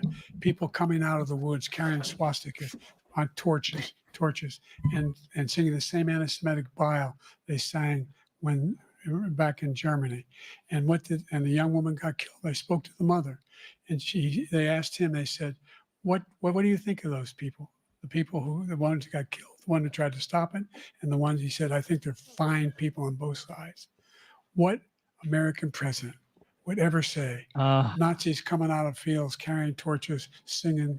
I love he's rambling and he's going back to shit from like swastikas, the last debate. He's just hitting the same notes this again. is the guy who says Hitler's done some good things. He probably thinks this is the first debate. He thinks Hitler's done. That's what he said. It's all the This guy same. has no sense of American democracy. President Trump. Jake, both of you know that story has been totally wiped out because when you see the sentence, it said I'll make it Stumblefoot. 100% exoneration on this. So he just keeps it going. He says he ran because of Charlottesville. They He didn't run because of literally Charlottesville. posted He ran because this it was his on last Snopes. chance. It was And bullshit. He's not 2 going days to be ago. president. You know it, and I know. It's I don't know ridiculous. We how have a else. debate. I mean, We're that's trying to nonsense. justify his And presidency. Snopes is His super presidency, liberal. Yeah, right. Without question, the worst president, the worst Which presidency in the fact-checking history of shouldn't our be country. We shouldn't be political, having a debate about it. There's nothing to debate. He made up the Charlottesville story, and you'll see it's debunked all over the place. Every anchor every reasonable anchor has debunked it. And just the other day, it came out where it was fully debunked. It's a nonsense story. He knows that, and he didn't run because of Charlottesville. He used that as an There excuse you to go, run. Kate. President Biden. And debunked. It happened. All you have to do is listen to what was said at the time. And the idea that somehow that's the only reason I ran. I ran did, but because that's I not what he was worried a guy said. like this guy could get elected. If he thought they were good people coming out of that forest, carrying those woods, carrying those torches, then he This didn't is deserve to be this is president. such a weak Didn't argument deserve to right be now. president This at is all. weak. And the idea that he's talking about all this being fabricated, We saw with our own eyes. We saw what happened on January 6th. We saw the people breaking through the windows. We saw people occupying his own vice president. Look, there's a reason why 40 of his 44 top Someone water cabinet this officers cactus. refused to endorse him this time. His vice president hasn't endorsed him this time. So why? Why? They know him well. They serve with him. Why are they not endorsing him? Thank you, President Biden. We're going to be right back with more from the CNN presidential debate. It's break time. So at the halftime, what do we think is happening here at halftime? Hopefully Biden's getting a freaking drink of water, man. He Ladies and sounded like gentlemen, shit when it started, and he's getting worse and worse. they gave him a bottle of water. They can't, in my opinion, shouldn't be able to get more than one bottle of water. No. He's gonna piss himself. I'm going to. I was like, is it not time for break time yet? Well, I don't think I didn't see him take a drink. He needs to take a dang drink. I know. He sounds horrible. Yeah, I don't understand what's going on with that. So, just basically with what we're seeing, I mean, what's your opinion? I mean, I can tell you flat out, Trump is winning this so far. Yeah, I think it's. I kind of said it while it was going, but it's weird. It's like Biden's just hitting all the same notes from the debate from last time. Yeah. Which I guess if you still think those points stand, but the Charlottesville one, that's really weak. I mean, that's been disproven for years and years and years. I'm surprised he didn't bring up some of the like January 6th. I thought he was going to be like, there were 27 police officers that were beat to death with fire extinguishers that day, which we now know is untrue. I mean, I'm not saying that January 6th is entirely a hoax, but I am saying that they were spreading a lot of false information about it. I don't know. Trump's hitting pretty hard. He's never been the most elegant speaker, but Who, Trump? Trump. I think he's kind of getting points across. Biden's a little more elegant, other than the fact that, God dang, he's dry. He's just mumbling and then just like losing track. And he said that he had that one that I thought was funny where he said something like, "What the hell did he just say?" And Trump's like, "I don't know what he's saying. I don't think you do either." What was it? I don't think he does either. That was pretty good. I think hands down Trump. So kind of like I thought, Trump has been practicing this. Like a better deal that he's been doing, and in my opinion, he's winning this hands down. I will tell you, I don't think either one of these guys are elegant speakers. I think both of these guys are. Biden used to be a sneaky, snaky oil salesman back 40 years ago. And he might have been a little smoother, but he's lost that. Trump is just Trump. And, but Trump is getting the points across. He's being respectful. He's even being polite. Like he called Jake out by, he's like, you guys are reporting on this, Jake. That's false. I mean, he's connecting with them. He's not beating up on the moderators. If Trump would have acted this way the entire time, I think this shows Trump is learning from his mistakes. Yeah. A lot of Trump's problems are self-induced bullshit. Yeah, I think he was cocky last election, and I think that got to him. He's like, well, I can say and do whatever I want and be crass, and I can still win. It's like, whoa, not necessarily, buddy. Yeah, I mean, you need to tune it back a little bit. I think moderators doing a good job. Yeah, they are. President Biden, while Black more fair than I thought, dropped to a record low under your presidency, Black families still earn far less than white families. Black mothers are 3 times more likely to die from pregnancy-related causes, and Black Americans are imprisoned at 5 times the rate of white Americans. What do you say to Black voters who are disappointed that you haven't made more progress? They acknowledge they made a lot of progress, number one. The fact of the matter is there's more small Black businesses that have been started than any time in history. They say the vice president's supposed to be here tonight. Wages of Black unemployment. I want to know if it's going to be Vivek. A long time. Number 3, we're providing housing for Black Americans and dealing with the segregation that exists among these corporate corporations that collude to keep people out of their houses. And in addition to that, we find that the caption say inaudible on the choice that Black families have to make relative to childcare is incredibly difficult. When we did the first major piece of legislation in the past, I was able to reduce Black childcare costs. I cut them in half. We got to make sure we provide for childcare costs. We got to make sure because when you provide those childcare protections, you increase economic growth because more people can be in the job market. So there's more to be done, considerably more to be done. But we've done a great deal so far, and I'm not letting up, and they know it. it's for You joke. have I can't say it 49 loud. seconds left. What do you say to Black voters who are disappointed with the progress so far? I say I don't blame them for being disappointed. Inflation is still hurting them badly. For example, I provided for the idea that any Black family first-time home buyer should get a $10,000 tax credit to be able to buy their first home so they can get started. I made sure that we're in a situation where all those Black families and those Black individuals who provided had to take out student loans that were ballooning, that if they were engaged in nursing, doctor, and anything having to do with volunteerism, if they paid their bills for 10 years on their student debt, all the rest is forgiven after 10 years. Millions have benefited from that. And we're going to do a whole lot more for Black families. Thank you, President Trump. And he caused the inflation. He's blaming inflation, and he's right. It's been very bad. He caused the inflation, and it's killing Black families and Hispanic families and just about everybody. It's killing people. They can't buy groceries anymore. They can't. You look at the cost of food where it's doubled and tripled and quadrupled. They can't live. They're not living anymore.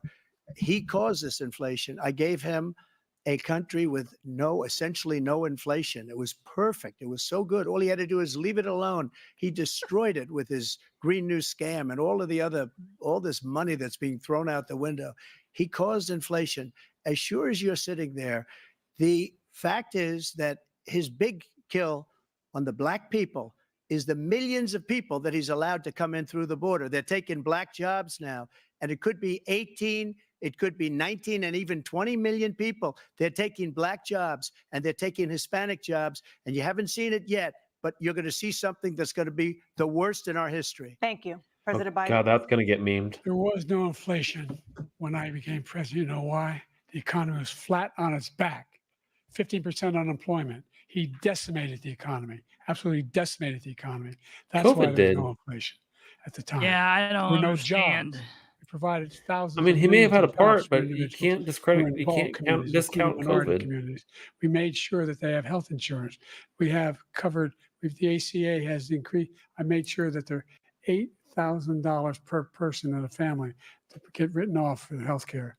But this guy wants to eliminate that. They tried 50 times. He wants to get rid of the ACA again. And they're going to try again if they win.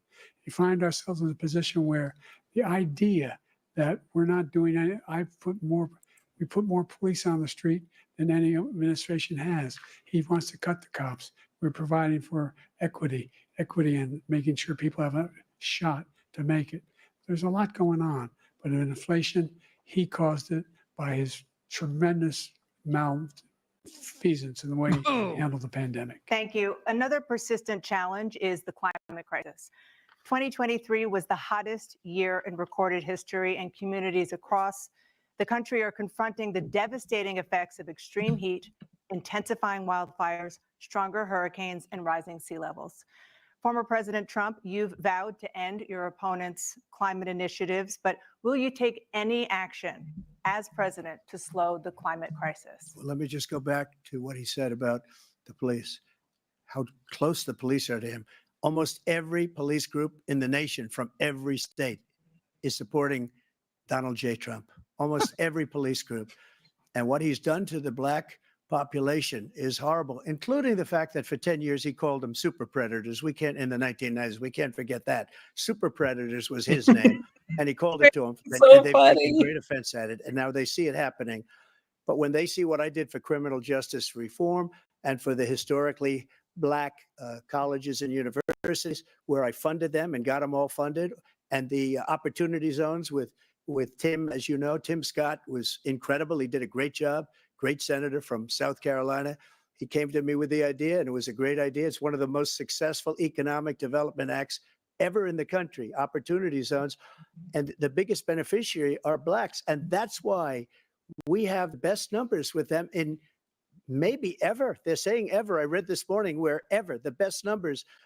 He's lost much of the black population because he's done a horrible job for black people. He's also done a horrible job for Hispanics. But wait till you see these millions of people pouring into our country, and they're going to take the jobs, and it's already started, and you haven't seen anything yet. It's a disaster. I just read the private. 38 seconds left. President Trump, will you take any action as president? That's a solid joke. Climate crisis. So I want absolutely immaculate clean water, and I want absolutely clean air. And we had it. We had H2O. We had the best numbers ever, and we were using all forms of energy, all forms, everything. And yet, during my 4 years, I had the best environmental numbers ever. And my top environmental people gave me that statistic just before I walked on the stage. He probably got the advantage of COVID as well. Nobody was traveling. Yeah, right. Where the hell he's been. I mean, it's just a weird presidency. It's hard to compare numbers. It is. I passed the most. As someone who likes and you get the good and the bad. Climate change legislation, which means you'll get good and bad from that. We find ourselves black colleges. What the hell are environmental numbers for HBCUs, historic black universities and colleges? 10 trees. They don't have the kind of contributors. Muncie's planted thousands of them. Build these laboratories and the like. Any black student is capable in college of doing anything white student can do. They just have the money, but now they'll be able to get those. Wasn't it Biden who said we're in a situation where the idea that poor kids are just as smart and capable as white kids or something like that? Had the cleanest water? Something like that. Water? He hadn't done a damn thing. Like racist shit he always says. Out of the Paris Peace Accord, climate put y'all back in chains. Joined it because if you reach 1.5 degrees Celsius at any one point, where there's no way back. The only existential threat to humanity is climate change. Can you find that quote? That's a funny quote. He wants to undo all that I've done. The Paris Accord was going to cost us $1 trillion, white kids or whatever it was. And China nothing, and Russia nothing, and India nothing. It was a ripoff of the United States. Do I drink whenever they mention Russia? Is that how it works? I ended it because I didn't want to waste that money because they treat us horribly. We were the only ones. It was costing us money. Nobody else was paying into it, and it was a disaster. But everything that he said just now, I'll give you an example. I heard him say before insulin. I'm the one that got the insulin down for the seniors. I took care of the seniors. What he's doing is destroying all of our medical programs because the migrants coming in, they want everybody. And look, I have the biggest heart on the stage. I guarantee you that. And I want to take care of people, but we're destroying our country. Too many boosters. They're taking over our schools, our hospitals, and they're going to be taking over Social Security. He is destroying Social Security, Medicare, and Medicaid. Oh, dang it. Social Security. The idea is that we, in fact, we were the only ones of consequence who were not members of the Paris Accord. How can we do anything? We're not able to, the United States can't get its under control. One of the largest polluters in the world, number one. We're making significant progress. By 2035, we will have cut pollution in half. We have made significant progress, and we're continuing to make progress. We set up a climate corps. My favorite. There's thousands of young people will learn how to deal with. You're not black if you don't vote for me. And we're going to. You don't blow. We're moving in directions that are going to significantly change the elements of cause of pollution. But the idea that and you ain't black, apparently. He has the biggest heart up here, and he's really concerned about pollution and about climate. I've not seen any indication of that. And by the way, with regard to prescription drugs, one company agreed that they would reduce the price to $35, which I was calling for, one voluntarily. I made sure every company in the world, every pharmaceutical company, cannot have to pay. Thank you. And by the way, so every day, millions of Americans struggle just to make ends meet. For many older Americans, Social Security provides a critical lifeline. President Biden, if nothing is done to Social Security, seniors will see their benefits cut in just over 10 years.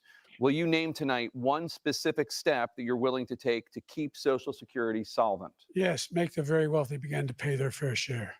Right now, everybody making under $170,000 pays 6% of their income of their paycheck every single time they get a paycheck from the time the first one they get when they're 18 years old. The idea that they're going to, I'm proposing that everybody, the millionaires pay 1%. 1%.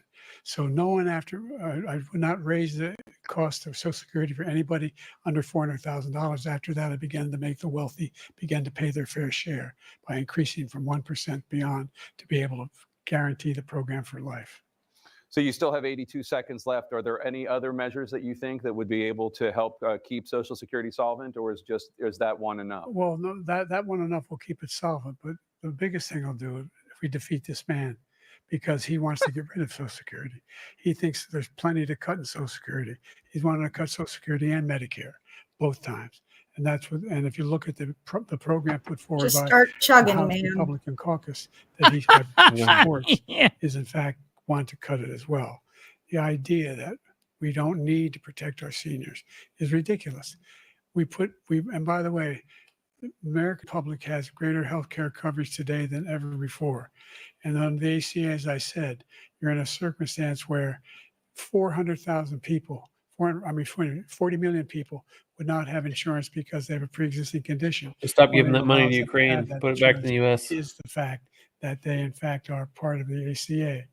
And by the way, the other thing is we're in a situation where I talk about education. Yeah, the real Black Don. communities. I've raised the amount of money He's for Pell Grants. yeah. Another $8,000. He's winding down. Anybody making under $70,000 a year is going to be able to get $15,000 toward their tuition. He just doesn't know what he's talking about. Thank you, President Biden. President Trump. So I've dealt with politicians all my life. I've been on this side of the equation for the last 8 years. I've never seen anybody lie like this guy. He lies. I've never seen it. He can look you in the face. I love Donald Trump's hair. It's so many other funny. things too. And we mentioned the laptop. We mentioned Russia, Ukraine. Stop it! Because is a lie. It's misinformation and disinformation. The losers and suckers story that he made up is a total lie on the military. It's a disgrace. But Social Security, He does lie quite a bit. he's destroying it because millions of people are pouring into our country and they're putting them onto Social Security. They're putting them onto Medicare, Medicaid. They're putting them in our hospitals. They're taking the place of our citizens. What they're doing to the VA, to our veterans is unbelievable. Our veterans are living in the street and these people are living in luxury hotels. He doesn't know what he's doing. And it's really coming back. I'm with you, Joe I've never Black. seen anger in our country before. President Biden. The idea that veterans are not being taken care of, I told you before. By the way, when I said suckers and losers, he acknowledged after that he fired that general.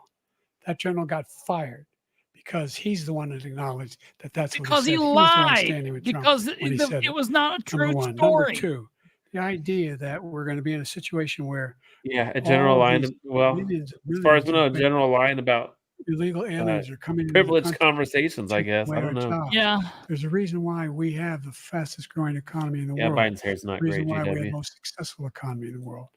We're doing better than any other nation in the world. And by the way, those 15 Nobel laureates he talked about being phony, those 15 Nobel laureates, economists, they all said that if Trump is reelected, we're likely to have a recession and inflation is going to increasingly go up. And by the way, worst president in history, 159 presidential scholars voted him the worst president in the history of the United States of America. President Biden, thank you so much. Let's turn to the cost of child care, which many American families struggle to afford. President Trump, both you and President Biden have tried to address this issue, but the average cost of child care in this country has risen to more than $11,000 a year per child. For many families, the cost of child care for 2 children is more than their rent. In your second term, what would you do to make child care more affordable? Just to go back, the general got fired because he was no good. And if he said that, that's why he made it up. But we have 19 people that said I didn't say it, and they're very highly respected, much more so than him. The other thing is he doesn't fire people. He never fired people. I've never seen him fire anybody. I did fire a lot. I fired Comey because he was no good. I fired a lot of the top people at the FBI, drained the swamp. Same with that. Not easy to fire people. You'd pay a price for it, but they were no good. I inherited these people. I didn't put him there. I didn't put Comey there. He was no good. I fired him. This guy hasn't fired anybody. He never fires.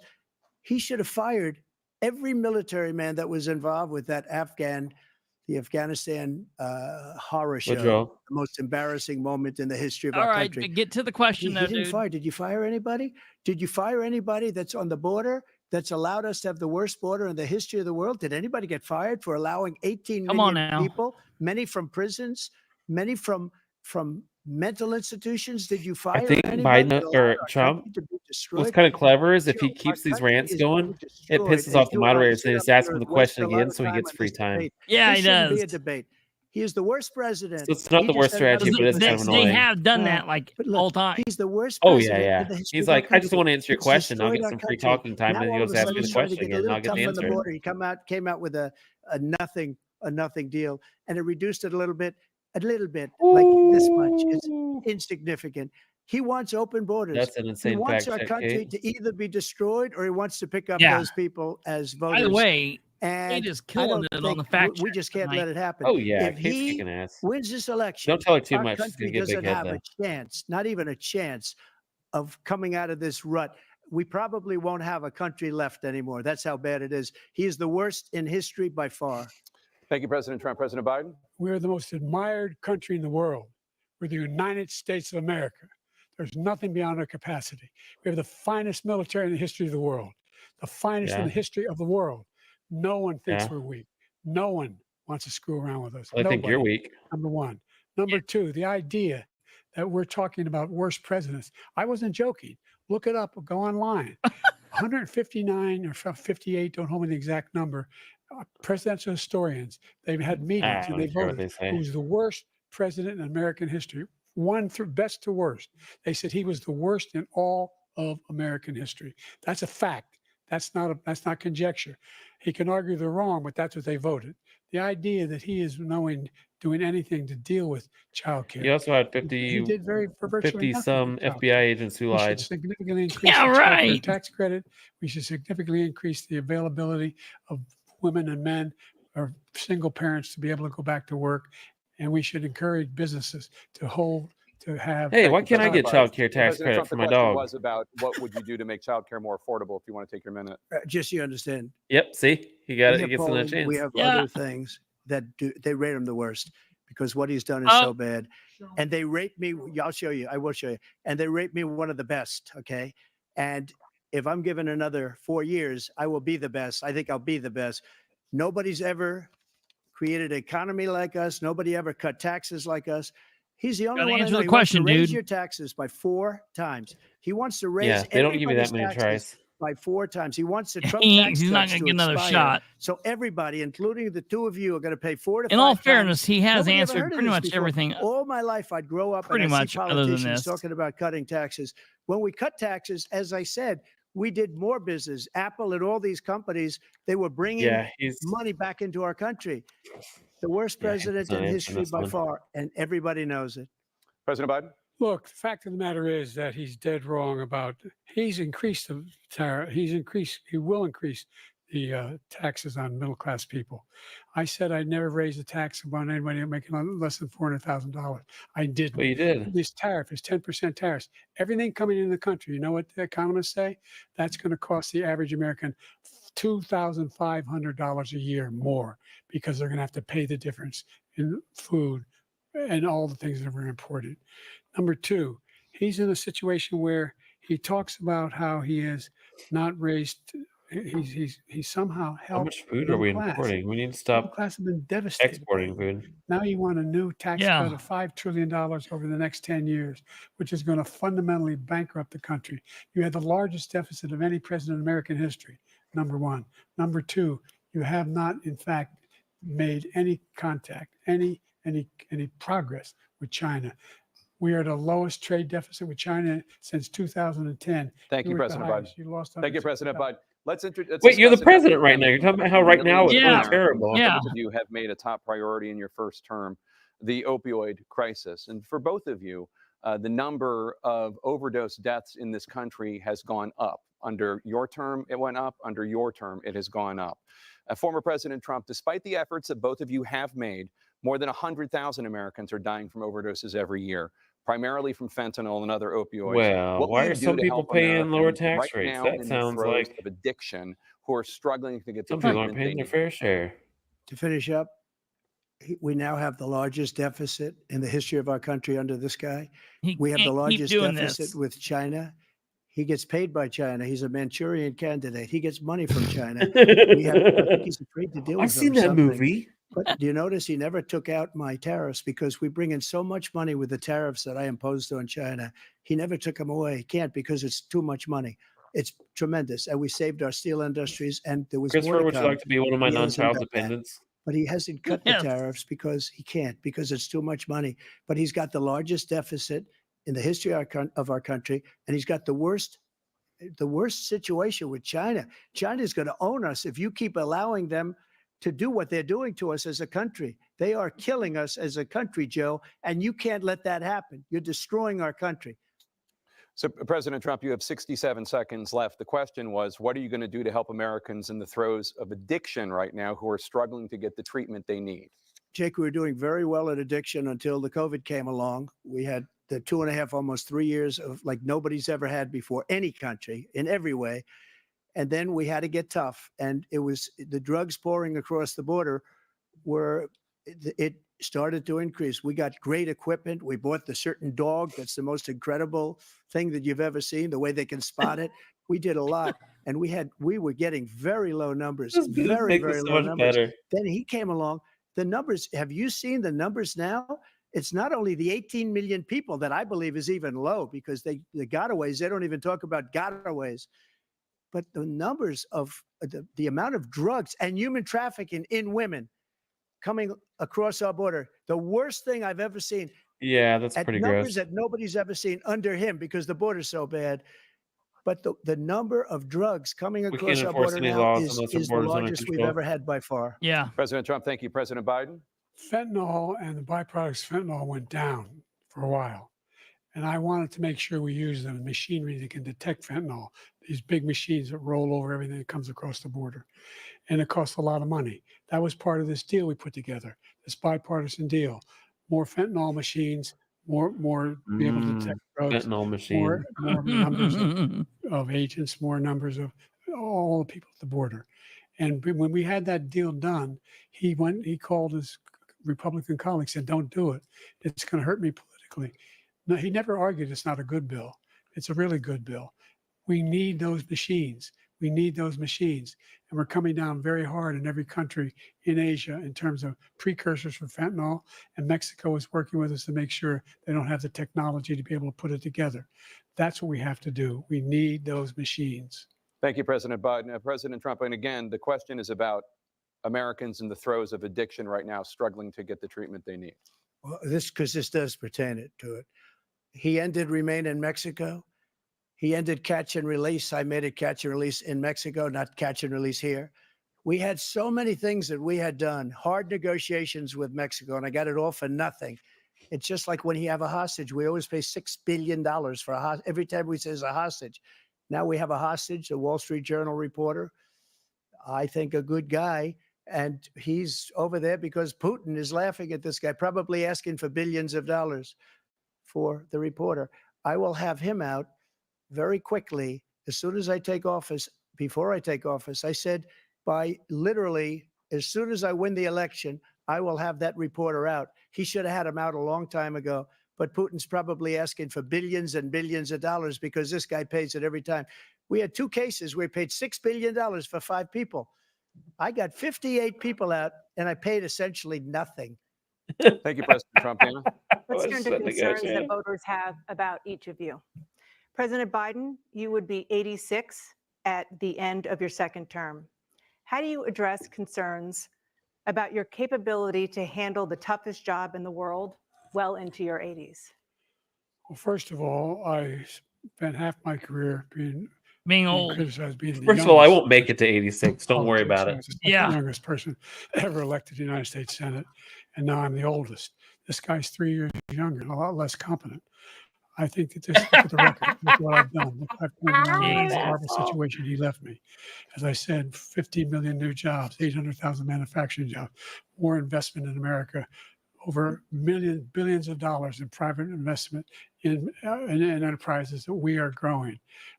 By the way, we brought off a lot of people. Well, the whole idea of computer chips. We used to have 40% of the market. We invented those chips, and we lost it because he was sending people to find the Computer cheapest chips. jobs overseas and then bring home a product. So I went to South Korea. Like I my convinced grandpa talking Samsung about to invest technology. States. And they're, guess what?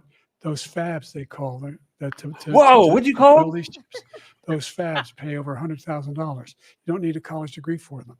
And there's billions, about $40 billion already being invested and being built right now in the United States, creating significant jobs for Americans from all over the world. President Biden, you have 40 seconds left. Would you like to add anything? Yeah, I would. The idea that somehow we are this failing country. I never heard a president talk like this before. We're the envy of the world. Like, name me a Listen to single your major party, bro. country president who wouldn't trade places with the United States of America for all our problems and all our opportunities. We're the most progressive country in the world in getting things done. We're the strongest country in the world. We're a country in the world who keeps our word, and everybody trusts us. All of our allies and those who he coddles up to, from Kim Jong-un, he sends love letters to, and Putin, etc. They don't want to screw around with us. Thank you. Jesus. Former President Trump, to follow up, you would I be pooped. 82 at the end of your second term. What do you say to voters who have concerns about your capabilities to serve? Well, I Say took I'm 2 4 years tests, younger than I Biden. passed, I aced them, both of them, as you know.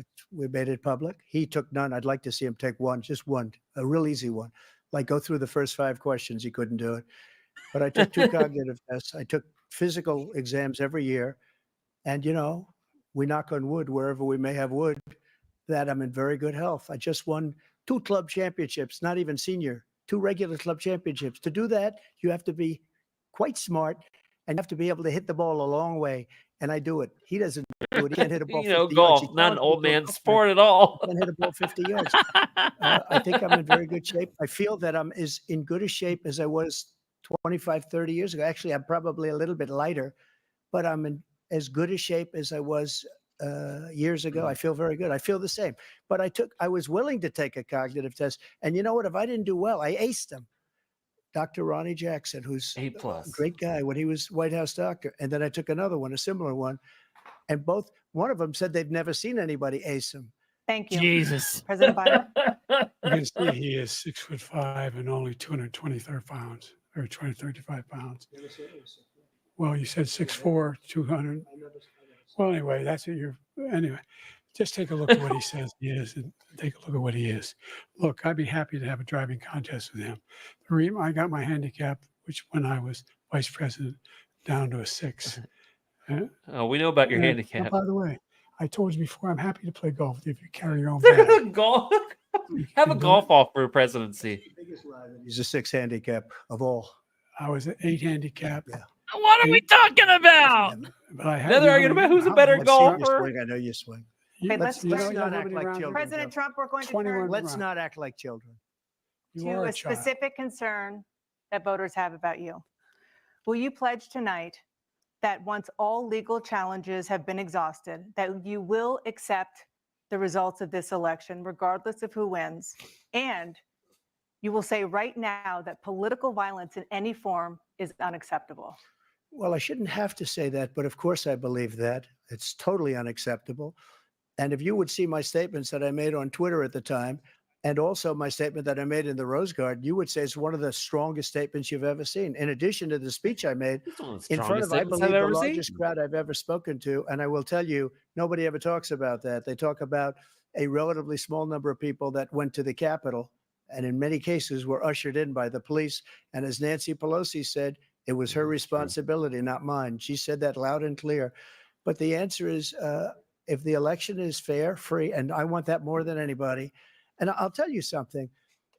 I wish he was a great president, because I wouldn't be here right now. I'd be at one of my many places enjoying myself. Yeah, I no wouldn't be kidding. under indictment because I wouldn't have been his political opponent, because he indicted me because I was his opponent. I wish he was a great president. I would rather have that. I wouldn't be here. I don't mind being here. But the only reason I'm here is he's so bad as a president that I'm going to make America great again. We're going to make America great again. We're a failing nation right now. We're a seriously failing nation.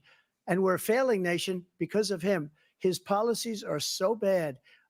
His military policies are insane. They're insane. These are wars that will never end with him. He will drive us into World War III, and we're closer to World War III than anybody can imagine. We are very, very close to World War III, and he's driving us there.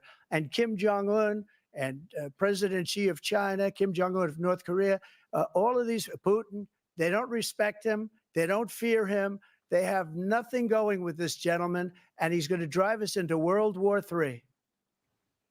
You want a World War III, let him follow and win, and let Putin say, do what you want, NATO.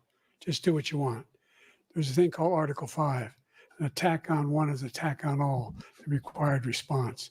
The idea, I can't think of a single major leader in the world who wouldn't trade places with the job I've done and what they've done. Because we are a powerful nation. We have wonderful people. It's because of the people, not me. It's because of the American people. They're capable of anything, and they step up when they're needed.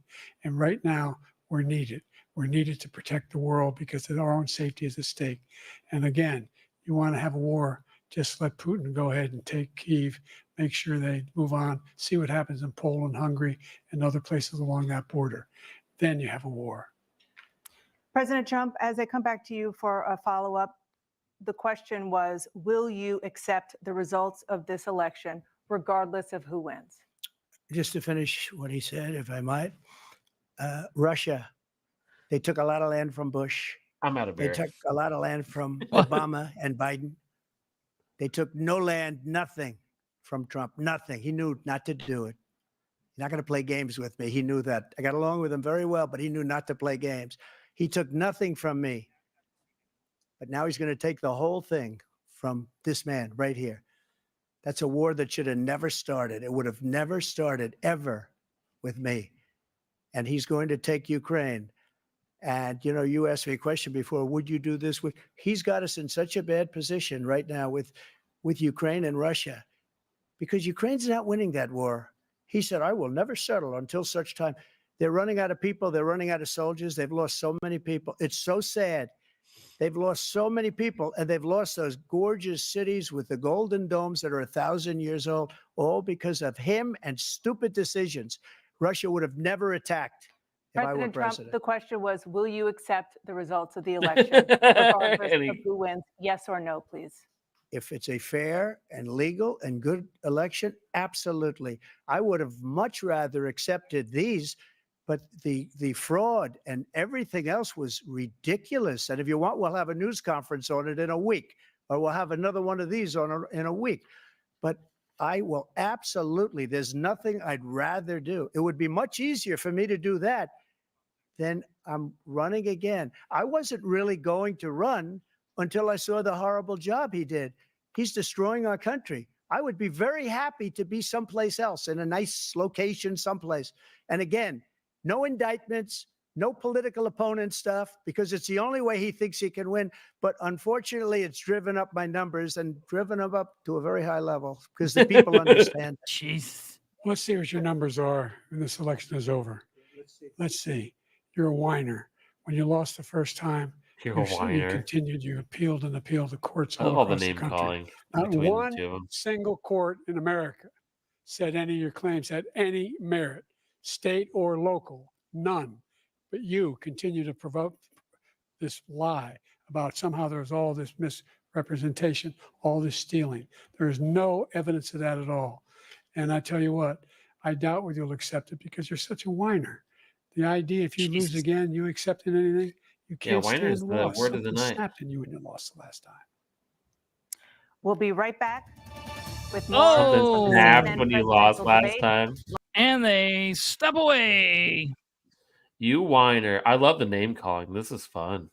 So yeah, where do you see us now? Where do you think at this point in the let's see where we are. We're in the what do middle you think with what's happening?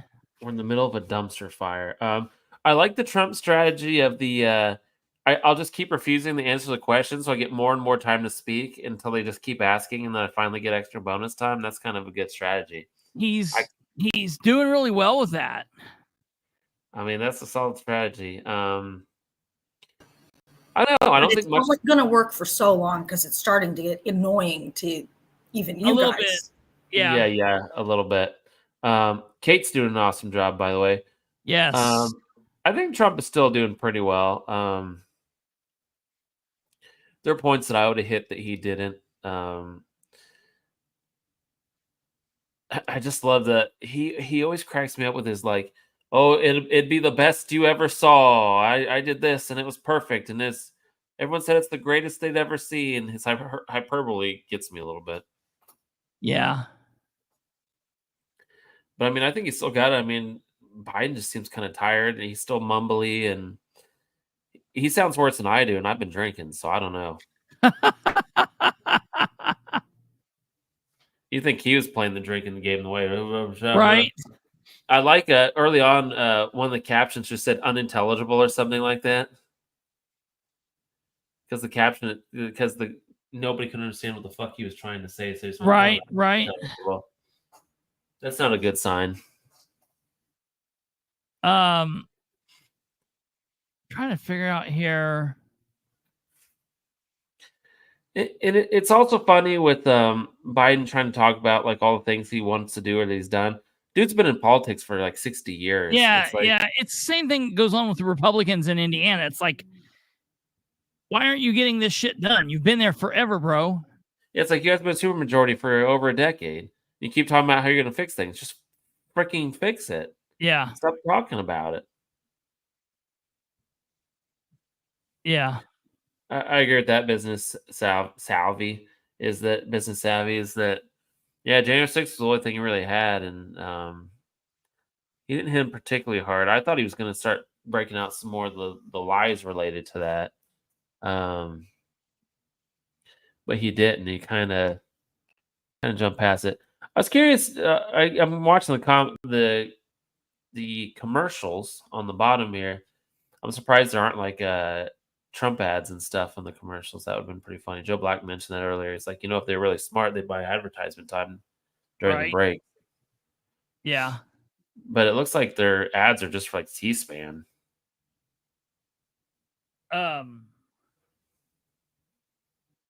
Well, that and well, it's because we're on a C-SPAN feed. Oh. So I'm sure CNN is doing something. I don't know what CNN's doing. I figured this would be the best way to not get caught airing some kind of crazy. Yeah, and CNN can kiss my ass for that. Oh, they're back. Oh, we're back. And here we go again. See if Biden's voice sounds even worse. We've made significant progress. Debacle that was left by President Trump in his last term. We find ourselves in a situation where, number one, we have to make sure that we have a fair tax system. I ask anyone out there in the audience or anyone out watching this debate, do you think the tax system is fair? Anyone in the audience? Fact is that I said nobody even making under $400,000 had a single penny increase in their taxes, and will not. And if I'm reelected, that'll be the case again. But this guy has increased your taxes because of the deficit. Number one, he's increased inflation because of the debacle he left after the way he handled the pandemic. And he finds himself in a position where he now wants to tax you more by putting a 10% tariff on everything that comes into the United States of America. What I did when, for example, he wants to get rid of the ability of Medicare for us to be able to negotiate drug prices with the big pharma companies. Well, guess what? We got it down to $35 for insulin instead of $400.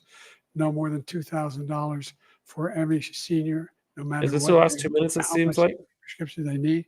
You know what that say again? That reduced. Is this their final statement? It sounds like by $160 billion over 10 years, because the government doesn't have to pay the exorbitant prices.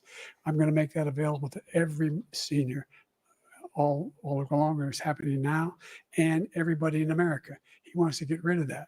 I'm going to make sure that we have childcare. We're going to significantly increase the credit people have for childcare. I'm going to make sure we do something about what we're doing on lead pipes and all the things that are causing health problems for people across the country. We're going to continue to fight to bring down inflation and give people a break. Thank you, President Biden. President Trump, you now have 2 minutes for your closing statement. Like so many politicians, this man is just a complainer. He said, we want to do this, we want to do that, we want to get rid of this tax, that tax, but he doesn't do anything. He doesn't do, all he does is make our country unsafe by allowing millions and millions of people to pour in. Our military doesn't respect him. We look like fools in Afghanistan. We didn't stop Israel. It was such a horrible thing that would have never happened. It should have never happened. Iran was broke. Anybody that did business with Iran, including China, they couldn't do business with the United States. They all passed. Iran was broke. They had no money for Hamas or Hezbollah, for terror, no money whatsoever. Again, Ukraine should have never happened. He talks about all this stuff, but he didn't do it. For 3.5 years, we're living in hell. We have the Palestinians and we have everybody else rioting all over the place. You talk about Charlottesville. This is 100 times Charlottesville, 1,000 times. The whole country is exploding because of you, because they don't respect you. And they have to respect their president, and they don't respect you throughout the world. What we did was incredible. We rebuilt the military. We got the largest tax cut in history, the largest regulation cut in history. The reason he's got jobs is because I cut the regulations that gave jobs, but he's putting a lot of those regulations back on. All of the things that we've done, nobody's never seen anything like, even from a medical standpoint, right to try, where we can try space age materials instead of going to Asia or going to Europe and trying to get, when you're terminally ill, now you can go and you can get something. You sign a document. They've been trying to get it for 42 like Dallas years. Buyers Club. But you know what we did for the military was incredible. Choice for our soldiers, where our soldiers, instead of waiting for 3 months to see a doctor, can go out and get themselves fixed up and readied up and take care of themselves, and they're living. And that's why I had the highest approval rating in the history of the VA. So all of these things, we're in a failing nation, but it's not going to be failing anymore. We're going to make it great again. Thank you, former President Trump, President Biden. Stay with us because we have full analysis of this debate. Anderson Cooper and Aaron Burnett starts now on CNN. We put the anal in an analysis. All right. So I'm just, what's your thoughts? That was fun. That was. I feel like.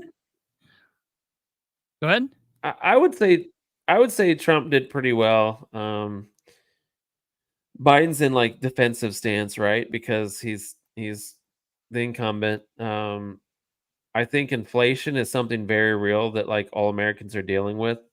That's the problem, is when you're in the incumbent, if things aren't going well in some regard, you can try to spend it all you want, but people know that their groceries are costing them way more than they ever did, that gas is costing them more, that they can't find a house, they can't afford their rent. I mean, you can try to tell them that everything's, what is it, flowers and donuts, what does he always say? Sausages? Sausage, yeah, flour and sausages. But, I mean, people aren't stupid. They can interpret reality. Sure. So you can't really spin that particularly hard. So right now with inflation and everything, everyone's having a really hard time. So a lot of Biden, so we're doing the best ever. I don't know how that'll resonate with people. It doesn't resonate with me because I know how much more. I know that for me, everything was way better under Trump years. The problem with both of their presidencies is they both shared a little bit of COVID time, which screwed them both up. I mean, you can try to argue that job numbers and stuff sucked under Trump, but our country was shut down. I mean, due to a pandemic.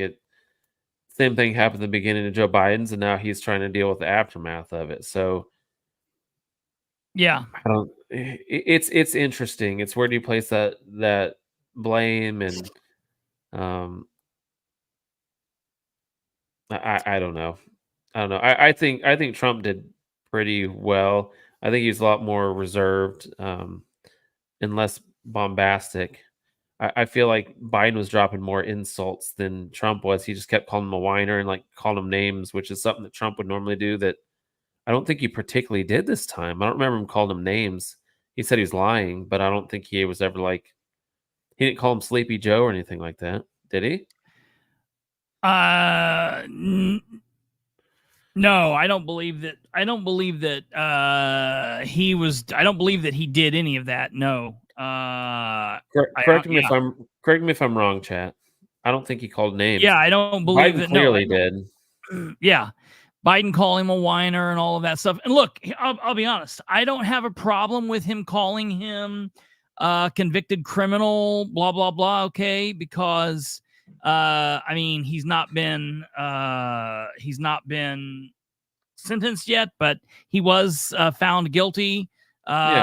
Whether I agree with how they did what they did or not, that's another thing. I don't agree with. Listen, I have worked in the prosecutor's office. I'm aware of what the difference is between a state and a federal crime. I'm aware of statute of limitations. I'm aware, there are cases that we had that we wanted to charge someone with something and we just didn't have what it took to charge them. So we weren't like, well, we're just going to go ahead and do it anyways. I never had any state legislators come to our office and say, hey, we're going to change this law for this year so you guys can do something different and go after somebody. That just never, ever, ever, ever, ever, ever, ever, ever, ever happened. And the just to be perfectly honest, if they would not have done what they did in New York and focused on anything else with Trump you want to, they really hurt themselves with what they did in New York. And Trump has been able to build off of that. He's been able to run off of that. And here's the thing, the bottom line, I cannot stand Keith Olbermann. And I was listening to Keith Olbermann's podcast last night, and Keith Olbermann said that 11% of people going into tonight's debate, 11% were going into tonight's debate undecided, and that they were going to let tonight's debate swing them. And how is anyone undecided? Yeah, right. It blows my mind that that's even a true thing. If that's even true. But again, he's like, 11% of viewers are going into the debate undecided. And what he said is 11%, and I very much agree with this, is a landslide. 11%. If you swung 11% of these people one way or the other, that's a landslide. If somebody swung 7% of that 7% of the 11%, that's a major deal. And I'm going to tell you, a lot of Democrats did not listen to tonight's debate because they were on pins and needles with would Biden hold up? Would Biden do what he was supposed to do? Would Biden be able to go the distance? Would he be confused? Whatever. And they are just so sick of Trump. And they didn't want to see him possibly do good. I will tell you, the Trump that I watched tonight was the Trump from the Dr. Phil interview and the Trump from the impulsive interview. And that's what my prediction was when I saw those. He's training to do this. He's training to be a softer side of Trump. And I think it's working for him. And I think it's going to affect the undecideds. And I'm going to tell everybody in here that's saying, Orange man bad, Trump's the devil. Tomorrow morning, everything is going to be stamped. Boo, Trump won. Trump carried this election, period. Or this debate. That's just where I stand on that. I agree with you. Steve, every politician lies. Biden has lied his ass off his entire career. He's plagiarized. He said he graduated the top of his class in law school, which he did not. That he graduated with honors, which he did not. I mean, I'm sure they both lie. But yeah, there you go, Tim Dalton. Lying about his schooling. Anyways.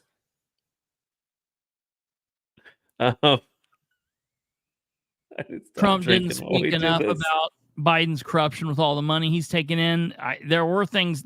I think that was his being the softer side of Trump. We might see him hit harder in the second debate.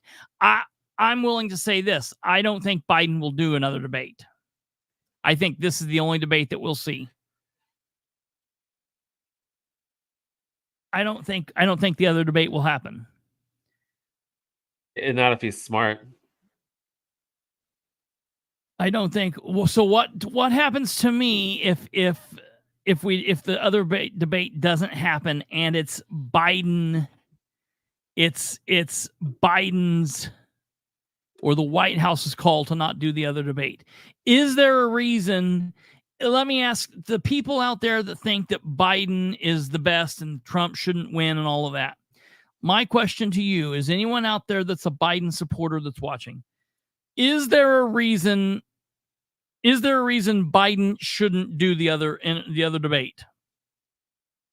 Can we think of a legitimate reason why Biden shouldn't do debate number 2? Why he should not do it? Yeah. I mean, there's no reason in my mind. Yeah. I was kind of surprised that Biden made it through the whole thing, if I'm gonna be honest with you. I agree with Tim. To me, it's sad. Yeah. I don't think there's a lot of benefit to him doing it unless they completely re-strategize and he comes up with something good. I don't know. I don't know why you would do it.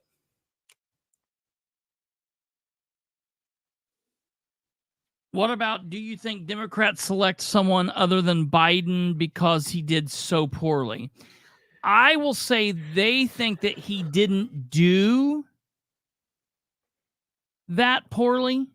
The other side's going to say Biden did well because he was on his feet walking in and he walked out on his feet. I was going to say he did fine. Yeah, he didn't completely lock up. He didn't stop talking in the middle of a sentence for a minute and, fall over.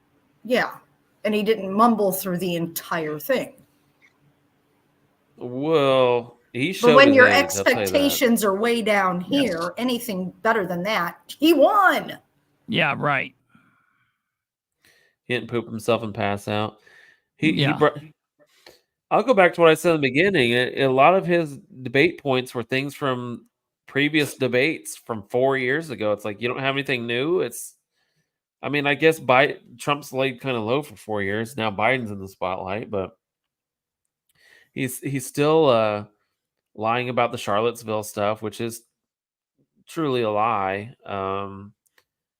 Kate pointed out and Trump pointed out that it's been fact checked that that's not true, and he keeps repeating untruths.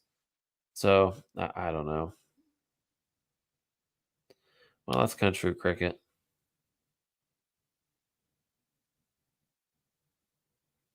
Yeah. There, 32 fact check points. Did we post those when we went through, or we saved them? So in fact checking, just to bring these up, fact check: the U.S. labor market remains strong in 2019 as the unemployment rate fell to 3.5%, the lowest rate since 1969. Fact check number 2: the U.S. inflation rate for 2020 was 1.23. I love you. A 0.58 decline from 2019.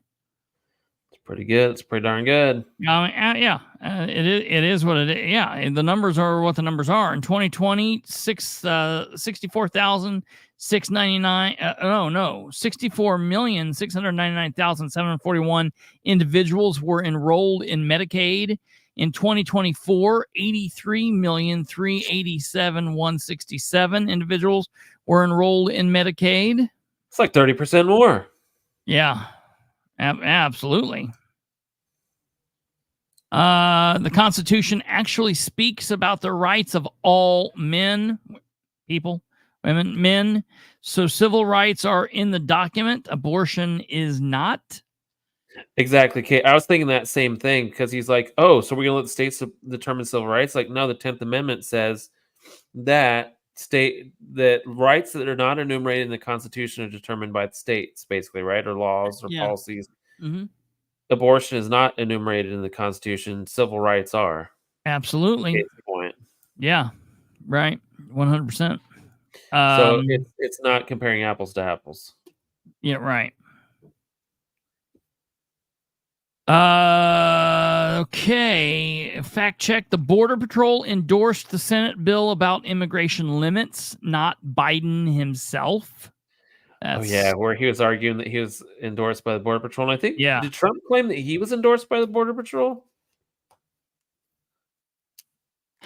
He might have. I don't know. I couldn't find anything to confirm or deny that. I did look. Okay. Oh, but nothing either way you could find the either way. The only thing I could find them endorsing was the Senate bill. They did endorse the Senate bill. Fact check. DHS identifies. Which isn't Biden. Yeah, right. Yeah, which is yeah. DHS identifies over 400 migrants brought to the U.S. by an ISIS-affiliated human smuggling network. Fact check. The total budget authority under these bills, the headline figure often cited by news media, is $175 billion. Fact check. Money to Ukraine. Money to Ukraine. That's why I thought, yeah. It's important to note that of the $175 billion total, only $107 billion directly aids the government of Ukraine. So, what's going on with the rest? Dun dun dun. Fact check. It is true that if the overall defense budget of all 29 NATO allies are tallied, the U.S. defense budget accounts for about 2/3 of that total. Ooh. That's crazy. I mean, that's really, a lot of dollars. That's really crazy. Fact check. We have a responsibility, Terry. We did not have accountability for what was going on, and we should have. This is ridiculous. You're going to ask me in the middle of the thing when they've already breached the inaugural stuff. Should we call the Capitol Police? I mean, the National Guard. Why weren't the National Guard there to begin with? Pelosi? Okay, let's see here. Right before you got hit in the head with a hammer. Fact check. The House Select Committee investigating the January 6th deleted hundreds of files just ahead of the Republicans taking the majority of the lower chambers in January, according to an oversight subcommittee chairman who is leading a probe into Select Committee. That's interesting. Why would we? That's not so good. Why would we do that? They need to pop the delete button off of all computers there in DC. Yeah, no kidding. Fact check. While Trump did say that there were very fine people on both sides, he also specifically noted that he was not talking about neo-Nazis and white supremacists and said that they should be condemned totally. Therefore, we have rated this claim false. And that is what the leftist Snopes, left-leaning Snopes has said. Oh, you know it hurt them to have to write that too. Oh, yeah. That's, absolutely. No, Trump did not call neo-Nazis and white supremacists. Oh, how did we get there again? Oh. Read this. Read Stumblefoot's. What did he say? Hold on, where are we at? I bet Joe's balls were sticking to the back of his knees.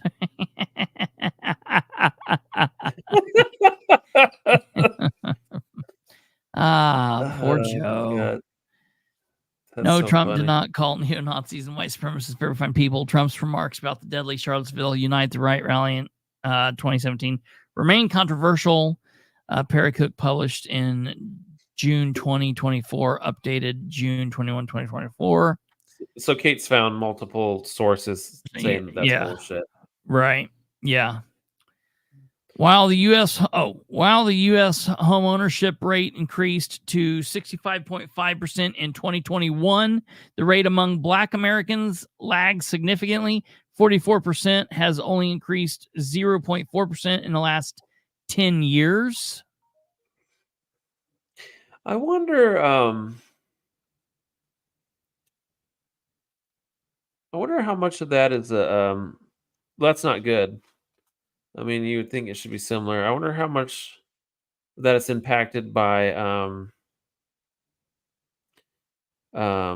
population concentrations in like larger cities and whatnot, where more of it's I'm sure apartments and things. Yeah, I'm sure that plays a role into it. And of course, I mean, you know, you're going to have some people who are going to, again, rope that into, you know, It's the whole a racial disparity. racism thing.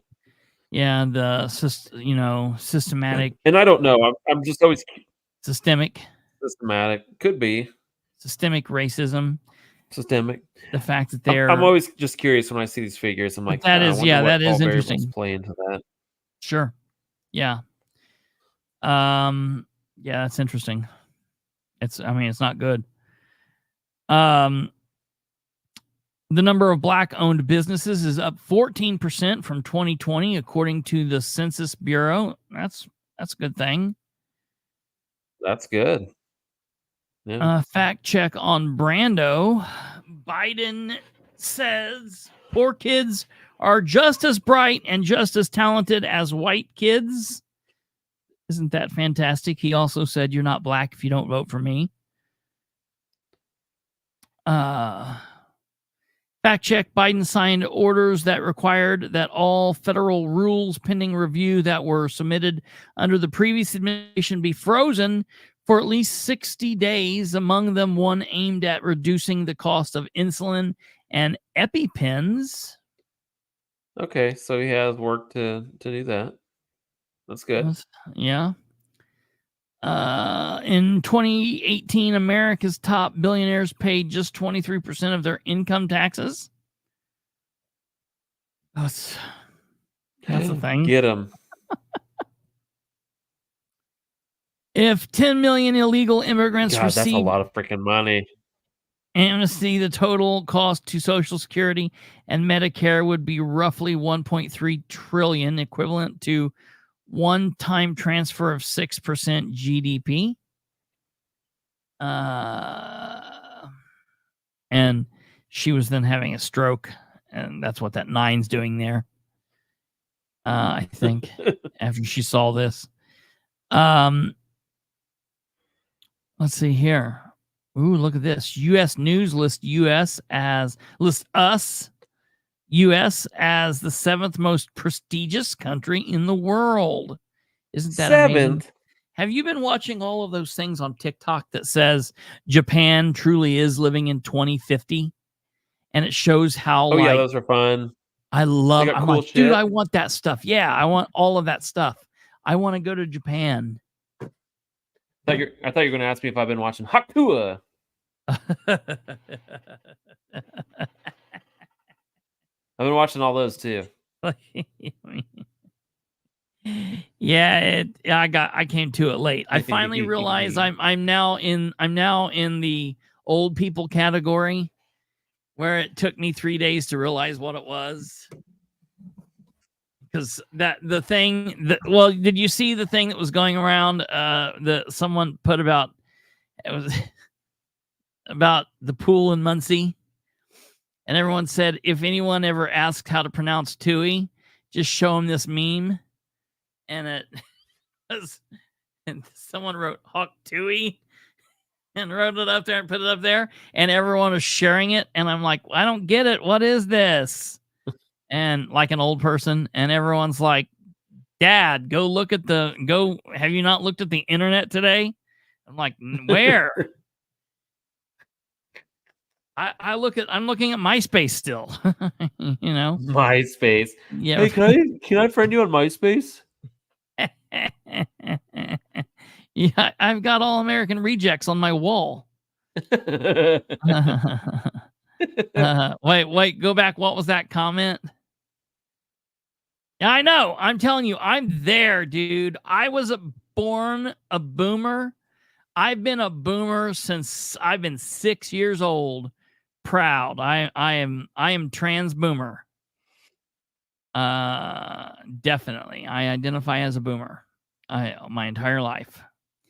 Where are we Oh at? my gosh, my what? internet's running slow, and I got used. My internet's running slow, and it keeps chopping up, so I might have to dip out. But I caught you going. It sounded like you said, "I identify as trans. I'm a boomer." So that's what I heard on my end. I love it. Income tax rates. Law retains 7 individual income tax brackets. The top rate fell from 39.6% to 37%, while the 33% bracket dropped to 32%. The 28% bracket dropped to 24%, 25% to 22%, the 15% to 12%. The lowest bracket remained at 10%, and the 35% was unchanged. Trump tax cuts included child tax credit. The law raised the child tax credit to $2,000 and created a non-refundable $500 credit for non-child dependents. Impact of Trump tax plan on a statistic. On a statistic basis, our plan will increase the deficit by $1.5 trillion. Having said that, you have to look at the economic impact. There's $500 billion. Well, thank you, Brandon, for playing with us. And I think he just dipped. Well, Brandon's the true boomer. He's like, you've got me for an hour and I'm out. And really we've had him for two hours and a half. So we've done much better than I thought we would. Oh, look, there he is now. Sleepy Joe. He's back. Oh no, he's gone again. My internet sucks. He's back. Well, I was just saying, I hope you stay. I mean, we're going to wrap up here soon, but if you do cut out or leave or drop out, thank you for playing. But we'll get through these here real quick. We're almost done. Oh yeah, I just got booted. My internet sucks. Oh yeah, I thought you were moving into the best Wi-Fi in the world. It's like actually worse than where you were before. It gets late. It gets worse like late at night. I think all people are getting on there late at night for whatever nefarious reasons. I don't know. That's what I was going to say, for their nefarious reasons. So with our plan, we actually paid down the deficit of $1 trillion, and we think that's very fiscally responsible. Okay, 36,000 fentanyl deaths in 2019. Woo! 112,000 in 2023. That is a lot of fentanyl. That's like a large city. That's like a couple large cities worth of people. Yeah, dude. Yeah, man. It's like Muncie and Anderson, and I mean that's and a couple other places. IRS data proves Trump tax cuts benefited middle working class Americans the most. And hey, you got a problem with it? Take that up with the IRS data. I don't know what else to tell you out there in the world. I hate the IRS too.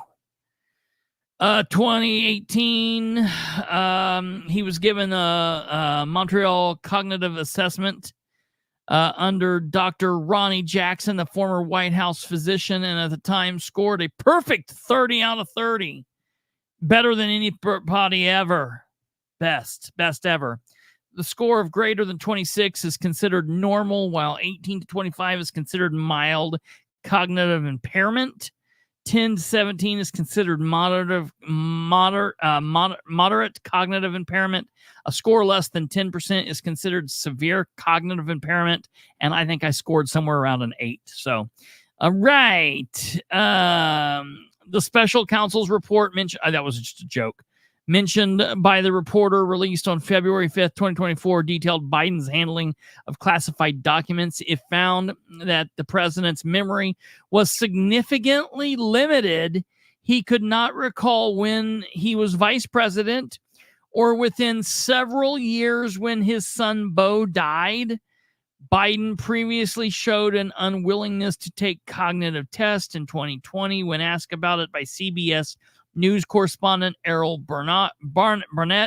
Biden said, "No, I haven't taken a test. Why the hell would I? Hell would I?" Okay, that cut out. Biden approval rating, New York Times. I think this is since June.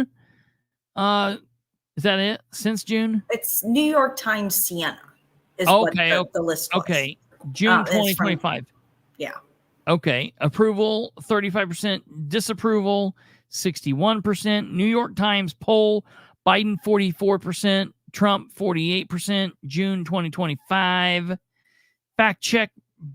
President Joe Biden, Build Back Better agenda would raise taxes on up to 30% of the middle-class families, despite his campaign promise to not hike taxes on anyone making under $400,000 per year, according to a new analysis. And inflation spiked to the highest level in over 40 years, despite recent moderation. Consumer prices are up nearly 18% overall during Biden's time. Gasoline's up 29%. And I think this is a message from Brando saying he is finally out. Hold on, let me give him the message here. Hold on here, let me send it. Hey, bro, I appreciate you coming on and working with us tonight. Thank you very much. And everyone's telling you that they loved you being on, and you were well liked, much more than me. You were the best Brandon ever, better than any ever Brandon they've ever seen. So thank you, and we'll see you again. All right, I just left him that weird Trump-like message. So that's it, ladies and gentlemen. Real quick before we roll out of here, let's see if there's anything that any of you people have to say, because I've been off the comments for just a moment. Let's see. I did a quick computer research, and I think it fixed it. There, Brandon rebooted. That is the fastest reboot of all time. Dude, this laptop's pretty sick. Fun times in the comments. Yeah, so fun debate. Yeah, like always. I think the real winners are the citizens of the United States and Are we? CNN. I think CNN actually did a pretty good job. I don't like CNN. I'm not going to start like magically. I listen to CNN. Oh, I don't because love them. People are stupid, but they did better tonight than I thought they would have done. Just bottom line, they did. You're right. You're 100% right. They did great. No, I don't love them, but I was surprised. I thought they were going to be. I didn't think they were going to be as impartial as they were. I think they did a way fairer job than I expected.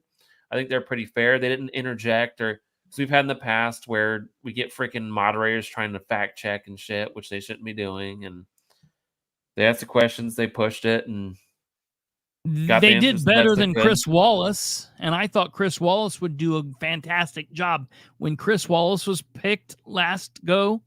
I thought he would do I loved Chris Wallace, and that he has just been off the charts bizarre since then. He did a horrible job. So they did a good job. I was very, I don't like Jake Tapper. I do not like Dana Bash. I cannot stand her. Agreed. They did an all right job. This will be the way I look.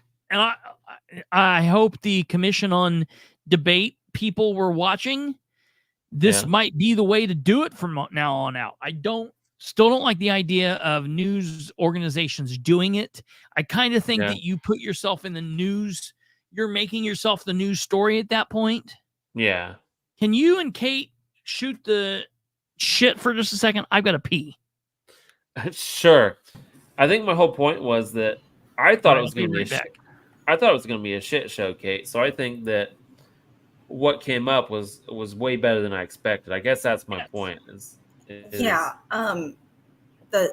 silent mic thing only seemed to be on Trump's end, because I noticed a couple of times that Biden was able to like jump in. Did you catch that too? Yeah, it was kind of weird. I thought they would cut them off more than they did. Like sometimes, like Trump too, they like let him finish when like, all right, your time's up, and they kind of let him finish his thought, which is good. I think you don't need to be that rigid. It's like you need to have time constraints, but when someone has 2 words to finish a sentence, don't cut their freaking mic. Give them like 2 seconds to finish a thought. But yeah, but it was much more fair than I expected it to be. yeah, so I don't understand the point of not letting them have some notes with them to be able to reference statistics and stuff. But I was actually surprised. Trump whipped out a number, and 100 billion is what he said was going to Ukraine. And he was 107 was, I mean, that was actually right. yeah, you think they'd at least be like, all right, you guys can have 1 note card or something, right? Like, you guys shouldn't have a freaking booklet or whatever. Yeah, where here I got to get in my index and find the page number for that specific thing, you know. But to have a couple of notes or something like that, or, you know, the notes for your closing statement, it's only 2 minutes. Yeah, a couple bullet points or something. Right. That would have been nice to see. I was disappointed to see it devolving into name calling on both sides as often as it did. Yeah, that was that's yeah. Which it doesn't surprise me with Trump. It surprised me a little bit with Biden. I thought that was kind of weird. He kind of got in the weeds when he typically wouldn't be one you'd expect to. It's like Trump doesn't care. He's got nicknames and stuff for everybody. He name calls everybody, you know, even back to his earliest debates. Talking about little, like, what's called Little Rubio or whatever and all that stuff. Yeah. But the name calling was a bit disappointing on both sides. I would rather have more substance in a debate, always. Yeah. But I did enjoy, Trump did get in a couple of zingers that were pretty good. Zing. Zing. Yeah, my favorite was just like, I don't know what he's talking about. I don't think he does either. That's pretty good. Yeah, that was pretty good. That made me chuckle. Christopher took his computer in the bathroom with him. He's taking a dump right now. I'm back. I'm here. Oh, nobody can see you. Yeah. Oh, okay. Oh, so good. I can go away again. Have fun, boys. Well, that's that. We can get ready to wind her down. Nearly 3 hours, 2 weeks, or 2 nights to 1 week is a hard go. Taking us sprawls. Oh shoot! Hold on a second. Yeah, no, I think. What are you doing? You let your dog in, or let your dog out? Who let the dogs in or out? Come here. Let's see that dog. Let's see that little dog. Come here. You know what? Hi, doggy. Oh. You know, yeah. Big dogs don't ever like this kind of a carry. You know what I watched right before the debate? What's that? What? What did you watch right before the debate? The Wizard of Oz. You know, modern film. What? You know, just a regular modern film. Yep. I sat back, relaxed, put the old pink on the turntable, and hit play at the third lion's roar. Oh yeah, did you actually do that? No, I've done it before, but I didn't do it. No, I didn't do it today. I just watched it. I was wanting to then watch after tonight, after we're done with all this. I wanted to watch Return to Oz. Have you ever watched that? Yeah, that's weird, dude. Where she's getting very scary. It's not for kids. Oh, I loved it. Yeah, very scary. The Wheelers, that like Hall of Heads. Woo! Yeah, dude, it's so cool and wild. Yeah, it's fantastic. Good film.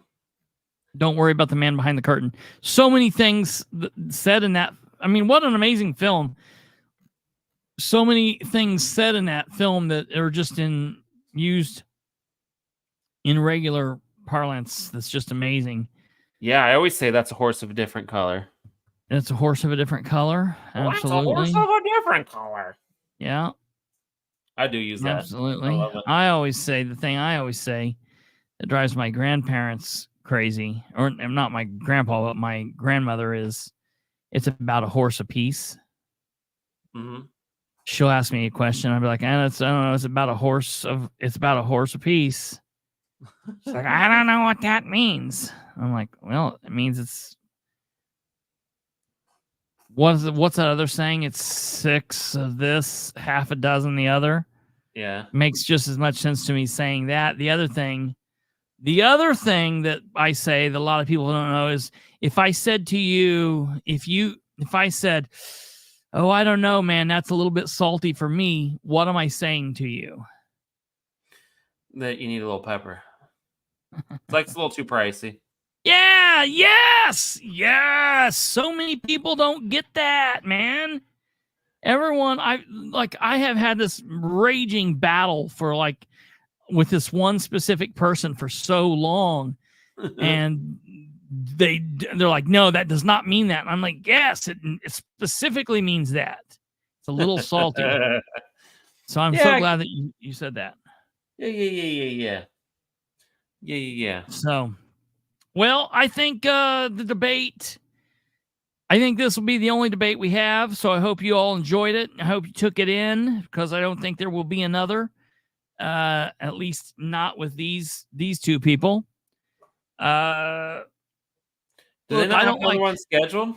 They have another one scheduled. Yeah, absolutely. But I don't. I think it will not go. I do not think it'll go. I've been wrong before, and I will be wrong again, I'm sure. But I just don't think it will happen. And my whole thing is, I wanted to lock in with viewers now. When it comes out that it's Biden's fault, what will be the excuse? And is there any excuse? I mean, I wanted people to tell me now, is there a good excuse? Like, is it, well, I just don't want to debate with Trump. To me, that's not a good enough excuse. I don't like him. He's a horrible, bad guy. That's not a good excuse. I think if there was some kind of crisis would be a good excuse, right? It's like, oh, we just got, you know what I mean? Like something national horrible happens. Like, obviously, like, well, I mean, get to work. Then it could be like moved or postponed or changed. Yeah.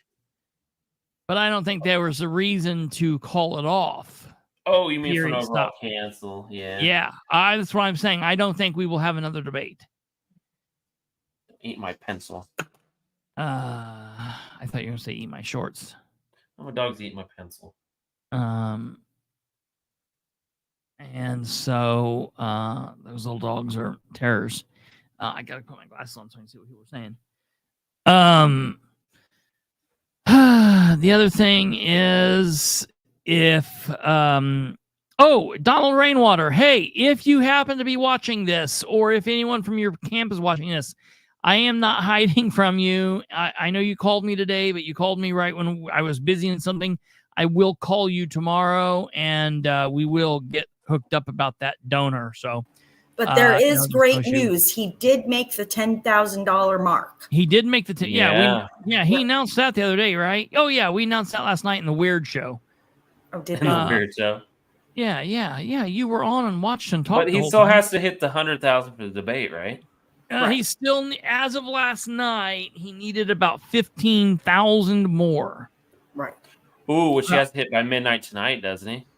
Which he has to hit. No, technically he's got to hit midnight tomorrow night, right? Or is it the end of the month? He's got to hit it by Sunday. Oh, okay. The 30th. Well, whoever's got 15 grand, send that over there. Well, I got somebody that's kind of, I don't know what this person's doing, but and if you're watching and you know who you are, you got to get with me, because I don't know what's going on. He's like coming after me with a tire iron. So, and figuratively speaking, we're friends. Yeah, there's that. If you want to donate to Rainwater, you can do that. Oh no, folks. And I want to tell you, listen, I'm not out here beating you up. Everybody knows, and Rainwater knows, for the people, obviously you got to live life and do your thing. So that's not a thing, but I appreciate anybody that can. We're doing what we can. So, all right, folks. Thank you for watching. Brandon, thank you for being on here and hanging out with us and carrying on. I do want to let folks know there's some really crazy things with Henry County going on. There's some things going on I need to talk to you about with Delaware County and Muncie. What is tonight? Thursday? Are we doing the show with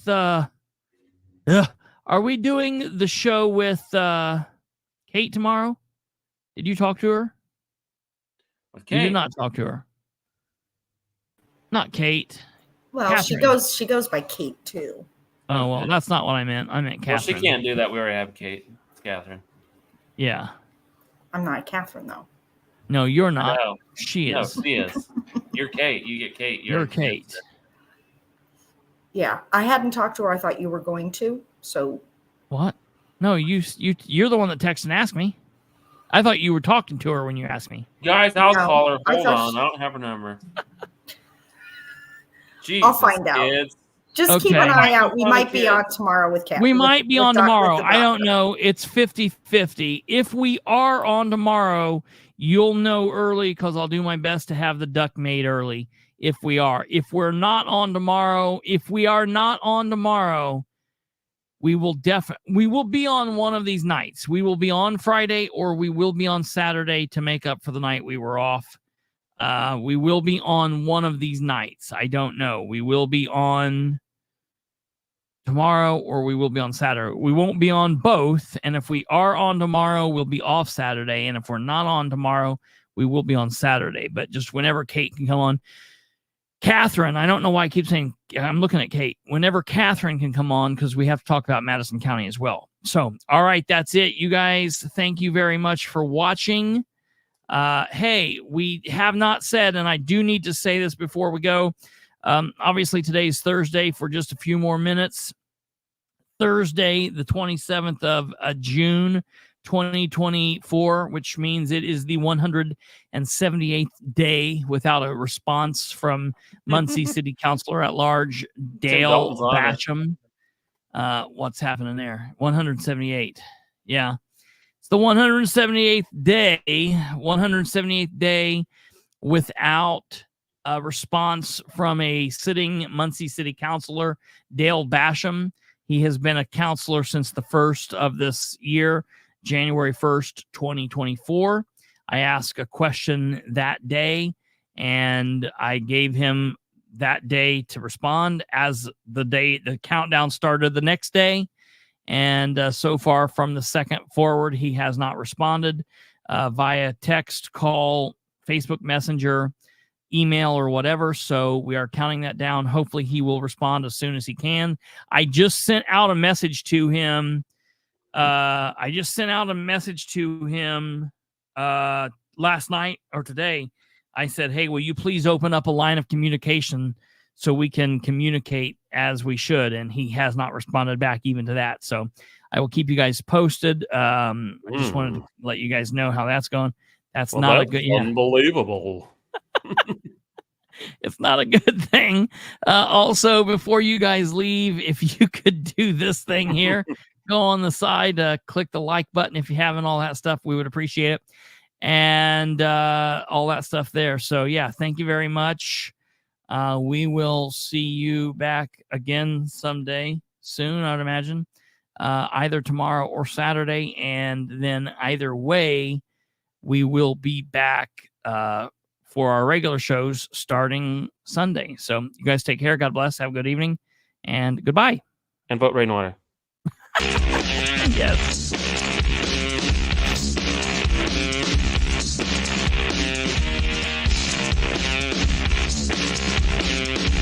Where the Navy was hiring that pop band to help recruit with subliminal messages, and then they said that the Navy had like a several prong attack. It was like liminal, subliminal, and superliminal. Yes. And they're like, what's superliminal? And they just open the windows and, hey, join the Navy. And the lady's like, okay.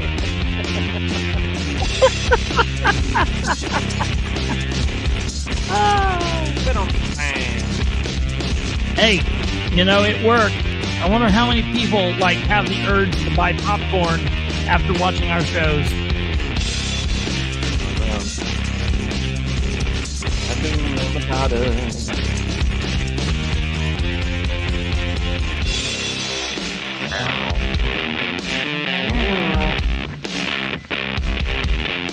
Breathe.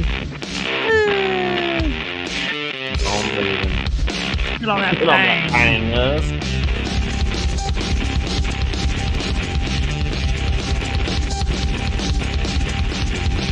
Ask JD what he thought about the Constitution. He said, hot to it. Get on that thing. Yes, we can make a scene. Oh, I was ready for it.